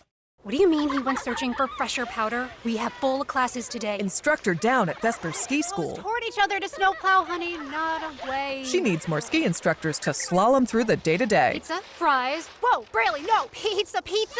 Indeed can help her hire great people fast. I need Indeed. Indeed you do. We instantly connect you with quality candidates whose resumes on Indeed match your job description. Visit Indeed.com/credit and get $75 towards your first sponsored job. Terms and conditions apply. Football season in the rear view. It's golfing season now. The countdown to the Players is on. Before you watch, make sure you play. And don't play golf in Jacksonville without the Dream 18 card. Save on greens fees on some of the best golf courses in the area. Golf Club at Southampton, St. John's Golf and Country Club, Hidden Hills, Osprey Cove, The Yards, Amelia River Club, Eagle Landing, Fleming Island Golf Club, and Queens Harbor Yacht and Country Club. Buy it now for just $69 and save hundreds of dollars at Action Sports Jacks. Dream18.com. I'll see you on the golf course. As a business owner, wouldn't it be nice if you could eliminate all the waste on advertising to people who just aren't ready to buy from you? What if you could spend your marketing dollars talking solely to people who are ready to buy a product you sell? Cox Media Group has a very large database to help you reach those exact people. Cox Media Group offers a program called Omni-Channel that starts with an email to your ideal customer who's ready to buy now, and then once they open the email, they will start seeing your message on Facebook and through display ads and video ads. Let us answer any questions you have by heading to cmg.com to find out more. That's cmg.com. Finding great candidates to hire can be like, well, trying to find a needle in a haystack, but not with ZipRecruiter. Its powerful technology actively finds and invites qualified candidates to apply to your job. So while other companies might deliver a lot of hay, ZipRecruiter finds you the needle in the haystack. See why 4 out of 5 employers who post a job on ZipRecruiter get a quality candidate within the first day. Try ZipRecruiter for free at ZipRecruiter.com/free. That's ZipRecruiter.com/free. WOKV Jacksonville. Listen live everywhere you go on ESPN690.com. ESPN 690, a Cox Media Group station. Broadcasting live from the Anajar and Levine studios. Anajar and Levine Accident Attorneys. Call 1-800-747-FREE. That's 1-800-747-3733.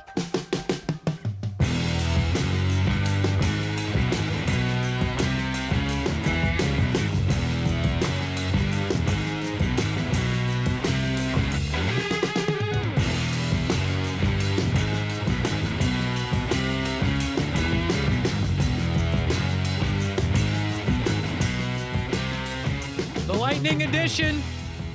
Overtime with Kurtz and Middleton. ESPN 690.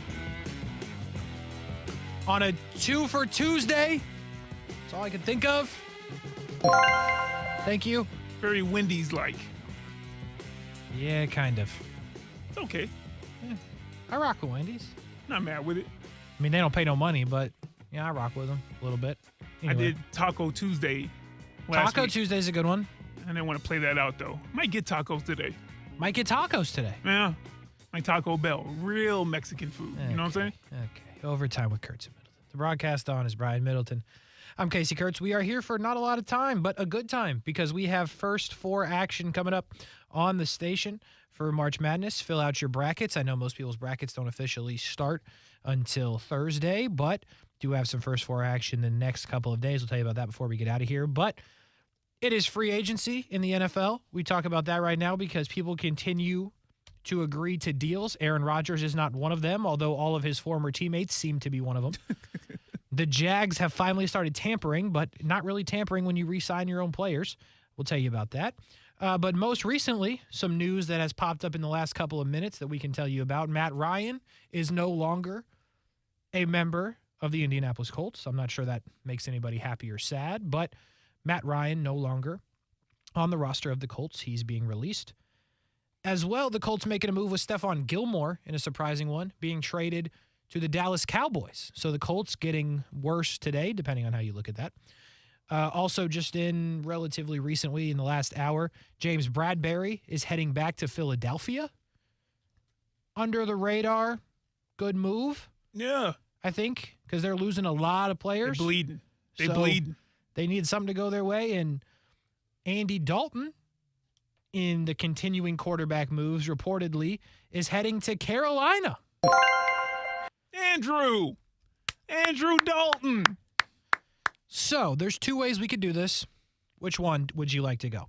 The first is, I should probably give you the options. The first is that Andy Dalton is going to go mentor the number 1 overall pick in the draft. Andy Dalton is going to be a great backup and a good leader for the Carolina Panthers. And if a horrible situation occurs where the number 1 overall pick gets hurt in training camp, you have Andy Dalton to step in a bad division and potentially win some games. That is the first way. Or Andy Dalton will be the starter for the first foreseeable future for the Carolina Panthers because they're going to select Anthony Richardson. And they're going to give him time to learn and give him time to develop. Because I think most believe that Anthony Richardson is not in a good position if you ask him to play right away. So is that why they signed Andy Dalton? To play right away and let Anthony Richardson get familiar, learn some things. Could go either way. It could go either way. Or it could be a merging of the two. You take a Venn diagram and a couple of those points you just made overlap. Yeah, it could be. If I'm Andy Dalton, Kasey, I'm coming here to start. I don't care what I said during negotiations. I don't care what I said or my agent may have said, yeah, I'll be a mentor. Yeah, I'll be a mentor. Now hold that clipboard, Anthony, AR, what'd they call you? CJ. Yep. Bryce, hold the clipboard. And let me show you how it's really done. Okay? I'm a 12-year vet. It's true. If I'm in Andy Dalton. But then again, he may be to a point in his career where he's just like, you know what? It's good money being a backup, being a mentor. You know, I still get most of the perks of the NFL life, and I don't got to go out there and take a lot of hits because a point you made, Kasey, is that Carolina, though they're not done, as none of the teams are done with what they're doing move-wise, free agency-wise, and also the draft isn't here yet, what do they got offensively? So maybe Carolina's like, hey, not only do we need to develop this young QB, maybe we don't need to David Carr him. And the Houston Texans fans will know about, that little reference. Yeah. And to send him out there and just keep getting beat on and being arguably the best player, maybe the only player offensively that can make anything happen. Maybe they're like, we'll bring a vet in who can maybe handle this a bit more, or at least be the, I hate to say it, punching bag for 6 games, 8 games, whatever, that time period is, maybe a season. I doubt it'll last that long. That might be the mindset as well, Kasey. I like what you're saying there. I would agree with that. I think Andy Dalton is a guy that you feel really good if he's your backup. good if he's a bridge quarterback, not your long-term starter. And I think you're right. Andy Dalton is going to wherever he's going to fight and compete for the starting job. But he's also a good guy to have in the room when you have a rookie quarterback, whoever that may be, Anthony Richardson, Bryce Young, C.J. Stroud, Will Levis, whoever it may be. But it's interesting to me because we've seen a lot of positions in free agency not been hot. Wide receiver, not a lot going on. Yeah. Some stuff developing late that we'll tell you about in a second. Tight ends, nothing going on. We get tight ends getting traded, but not getting signed. Quarterbacks, Derek Carr done, Jimmy G done, Andy Dalton, Jared Stidham, Mike White, Sam Darnold, Taylor Heineke is heading to Atlanta. That happened earlier today. I like that move, by the way. He'll end up starting for them. Yeah. 100%. But, like, the quarterbacks are almost done. Like, you're waiting for Aaron Rodgers, who's not technically a free agent. But outside of that, you've got a Carson Wentz, a Baker Mayfield. Now you have a Matt Ryan, but the quarterbacks are moving, except Gardner Minshew. I can't figure that one out. Interesting. I can't figure that one out. Gardner is a potential starter. I guess so is Baker Mayfield. They could both be waiting on the Jets, because if the Jets don't get Aaron Rodgers, they do have to bring in at least a quarterback. Maybe two. If Aaron Rodgers doesn't go now, Kasey. Yeah. Holy smokes. So the reason you say that is because Aaron Rodgers apparently, reportedly, told the New York Jets some guys he would like them to bring in. And almost immediately, they signed Alan Lazard for $44 million. Oh, I need me a friend like Aaron Rodgers. Truly. And we actually ended the other show talking about that because Aaron Rodgers will be on Pat McAfee's show tomorrow at 1. You think news is going to break by then? I think he's going to do it on the show. Aaron Rodgers, interesting guy, might be an all-world friend, to be honest. Yeah. He's getting Alan Lazard paid. He's trying, it sounds like, to get Randall Cobb, Mercedes Lewis, and OBJ all paid by the Jets as well. He's trying to get paid by the Jets, we think. Sounds like he's going to announce it on social, on a YouTube streaming show that his friend does. Like, that sounds like a good friend. I'll be real with you. Might not like the guy. Sounds like a good friend. I'm going to say, not the picture that's been portrayed for years now, but truly. But this move right here, Kasey, oh boy. Worst kept secret in the NFL at this point. Like, is there any chance he doesn't go? That would be amazing. But what are the options? I low-key hope. I don't know. Back to Green Bay. I mean, I really don't know. But if he said, you know what, I'm going to stick in Green Bay, but I'm glad my boys got paid. He just didn't want Alan Lazard. He's like, please go. Oh, boy. So, yeah, nothing moving on Aaron Rodgers. Alan Lazard is going to the Jets. That's real. 4 years, $44 million. That's a lot of money for Alan Lazard. Shout out to him. A former Jags practice squad member now getting paid by the New York Jets. Shout out to him. Not mad at him. The Jets now, it feels like, have 18 wide receivers and are still trying to bring in Randall Cobb. They got to hit the checklist, Kasey. They got to hit the checklist. They're too far in now. This is like when Cleveland was going with Deshaun Watson. We're too far in now. We got to make this deal. Yeah. Baker hates us now. And, I mean, they don't care about your boy Zach Wilson, clearly, but they're too far in if they're signing the wide receivers now. I agree.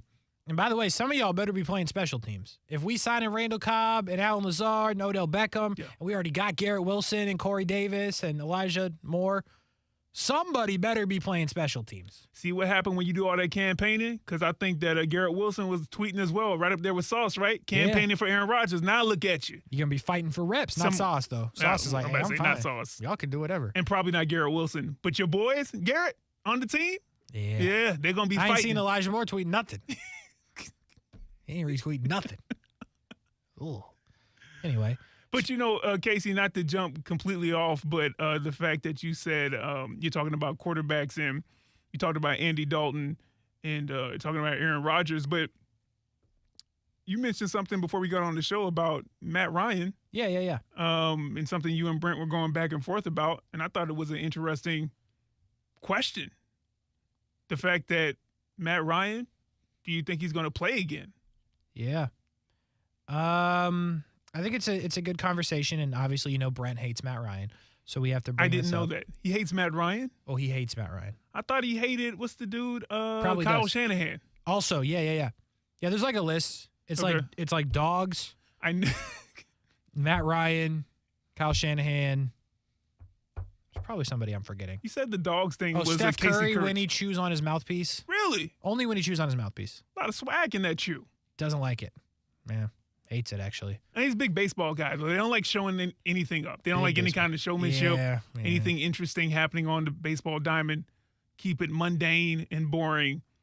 Run as fast as you can around the bases when you hit the home run. Don't blink too much or else the boy behind you going to get hit. So, yeah. But Matt Ryan's definitely on the list. And he's cut by the Colts today. And is he done playing football? I don't think so. He's 37 years old. The point is he's not mobile, which makes it hard to play in this NFL. But he threw for 3,000 yards in 12 games this year. Completed 67%. Threw a lot of interceptions, don't get me wrong. But it's not like the Colts are running out there an all-world wide receiver core. They got Pittman Jr. I like him. Not everybody does. Alec Pierce, okay, great. Jonathan Taylor wasn't himself. Yeah, if you give me a healthy Jonathan Taylor, if you give me 2021 Jonathan Taylor, how does this look different for Matt Ryan? I think Matt Ryan's got to keep playing. He doesn't have to, obviously. He's played since he's 23. He's 30, going to be 38. He's somebody's backup. I don't think Matt Ryan is starting for anybody. I'm paying a premium, I think, for Matt Ryan to be my backup. Who's left with teams that are going to get young quarterbacks? Andy Dalton just went to Carolina. Case Keenum went to Houston. Just left Indy. Can't be there. Yeah, I guess not Indy. I mean, maybe not. Who's backing up? Maybe I missed it already. Who's backing up Justin Fields? Am I missing this? No, I don't think you are because it's not sticking out to me. I could be wrong. But then again, Justin Fields had to run a whole lot. Yeah, it's cold. It's an interesting call because Matt Ryan has played a lot of football. Now, granted, if you put Matt Ryan in that Bears offense, he's going to get sacked a whole bunch. It's not going to work. So, you almost hope he never plays. But, Matt Ryan's a guy that I would want in my quarterback room with a young quarterback. Absolutely. Not with, the Raiders bringing in Jimmy G. No. I don't need him in Seattle. Yeah. But, I think there's still a role here. Miami signed Mike White, but Mike White or Matt Ryan? At this point, because Mike White, he got off a little bit. Now, he got off just a little bit. And I mean a little bit. It was not a lot of bit. But he was okay until he got hit in his ribs and Cartilage said, "Nah, I'm good, fam. I'm good. We're sitting this one out."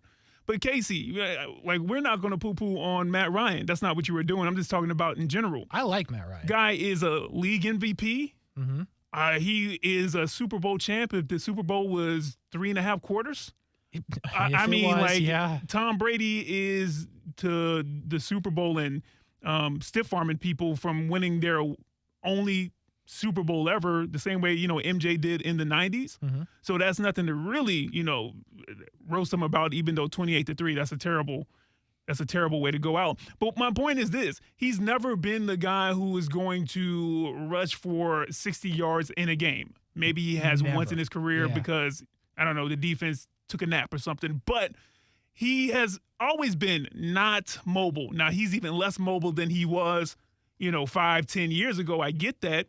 But I think what he can bring in a mentoring role is so valuable for any quarterback, but especially a young one. And Kasey, also, listen, if you have an offensive line and that quarterback gets hurt or for any reason he has to go out, would I take Matt Ryan for a quarter, for a game? Yeah, I think that at 37, yes, I think he will. As long as you can protect him, his arm didn't look shot.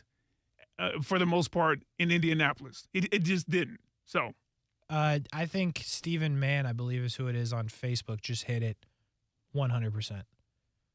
And it makes perfect sense. Okay. I don't know why I didn't think of it. New England Patriots. That's it. I mean, if you're gonna roll with Mac, yeah, it's way to perfect. go, Stephen Mann. If you're gonna roll with Mac, you're already not mobile. Yeah, that's your guy. It's like Matt Ryan Jr. How good would Matt Ryan be for Mac Jones? Yeah. Yeah. I could see that. Oh, it's perfect. I could see that. It is perfect. What a call. What a call on Facebook. Can we give out hats? We could give out hats. We do have hats. I feel like that's close to it. I don't know. But that is a great call. That's a great call. Huh. So good. Mac Jones and Matt Ryan would be perfect. Similar guys. Matt Ryan literally just needs a friend that knows anything about offense. I mean, seriously, like he didn't have a coach that could tell him anything. Matt Ryan's a coach and a backup quarterback that you could play. I love it. I love it. Frank Reich was a quarterback. Frank Reich wasn't in New England? Oh, I thought you said Matt Ryan. You said Mac. I'm sorry. I got it mixed up. Yeah, Mac Jones. Yeah, I might have said it wrong. I'm with you. Mac Jones. I'm with you. Yeah. That's good. Yeah. But the point of the story is I don't think Matt Ryan's done. Absolutely not. Although the options seem to be limited. I will give you that. But the Patriots makes a whole lot of sense. I'm not out on Miami. If you got Tua, do you really need 3 quarterbacks? Like, I'm being serious. Yes, because if you got Tua, exactly, you got no quarterback. And I hate to say it like that, but we just don't know. And again, I'm not saying Matt Ryan wants to be the 3rd quarterback, but there are worse places in the world to be the 3rd quarterback than in Miami. You're nice paying weather. No tax. Yeah. Nice weather. You literally don't even have to practice, really. You the 3rd quarterback. You're not even active on game day. He might not even got to hold a clipboard, to be real with No, you. Mike White's holding the clipboard. Yeah, they're just kind of talking. You know what I mean? He's like, can anybody get me a Gatorade? To be real with you, I got a little iPad, so when they cut to me, I look like I got something going on, but yeah, I'm not mad at that either. Oh, it's good. Yeah, I don't think Matt Ryan's done. Good conversation, though. Overtime with Kurtz and Middleton, ESPN 690. First 4 action coming up in just a couple of minutes. But before we get out of here, we must talk about the Jags news of the day. Andrew Wingard coming back to Jacksonville. He never left, but they got an extension done with him earlier this morning. A little more than expected. I'm not going to lie to you. I wasn't really sure what the Andrew Wingard market was looking like. I know what he meant to Jacksonville. I didn't know what that would look like outside of Jacksonville and who could potentially outbid the Jags for Andrew Wingard, but it's 3 years. It's $9.6 million. Could be up to $13.8 million. All right. Good for Andrew Wingard. Good for the Jags. He's more of a heart player, right? He's more of a like, hey, I can change the tide with heart. You're not expecting me to be Tyson Campbell or Rayshawn Jenkins, but I can show up in special teams. I can show up in a big play, and all of a sudden you're like, hey, I see that hair flowing. What's going on? Yeah. Listen, he's a really good special teamer. He gives you an interesting look when you go to 3 safeties. But at the end of the season, he was the heart and soul of what they did. I mean, he was as important as any other player in a leadership-type role. People walking around Jacksonville saying it was always the Jags because of Andrew Wingard. You know what I mean? And I'm not going to act like I'm not surprised that we've got to this point, because 365 days ago, you wouldn't have said Andrew Wingard signing a potentially $13 million contract extension for 3 years in the next offseason. But it happened. And good for him. It should have happened. They needed him down the stretch. Yeah. And he played well. That's the thing. He played well. Special teams and on defense when he was in there. So I think it's a good move for the Jags. Again, I'm a little bit surprised on the price, but maybe it's just the price of doing business. I wonder what it means for Arden Key, who there has still been no movement on with the Jags or in the rest of the league. I wonder what it means for Dwan Smoot, who, again, no movement on either side, but is still injured and will be coming off an injury. Adam Gotsis as well. But Andrew Wingard is their tampering move so far. No other moves made by the Jags, and that is what it is, I guess. But they bring back Andrew Wingard. I think it's a good thing.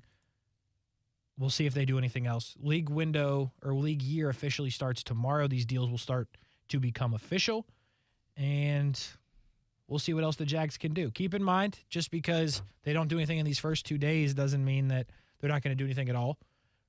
They signed Arden Key late last year. They will still find some late deals and deals to get done. But, as of now, just bringing back your own. They're in a real run-it-back mentality. And I guess they're going to get their impact in the draft unless something does pop either in the next couple of days or in that second wave of free agency. A couple other things today. Darren Waller traded from the Raiders to the Giants on a day that the Raiders signed Jakobi Meyers.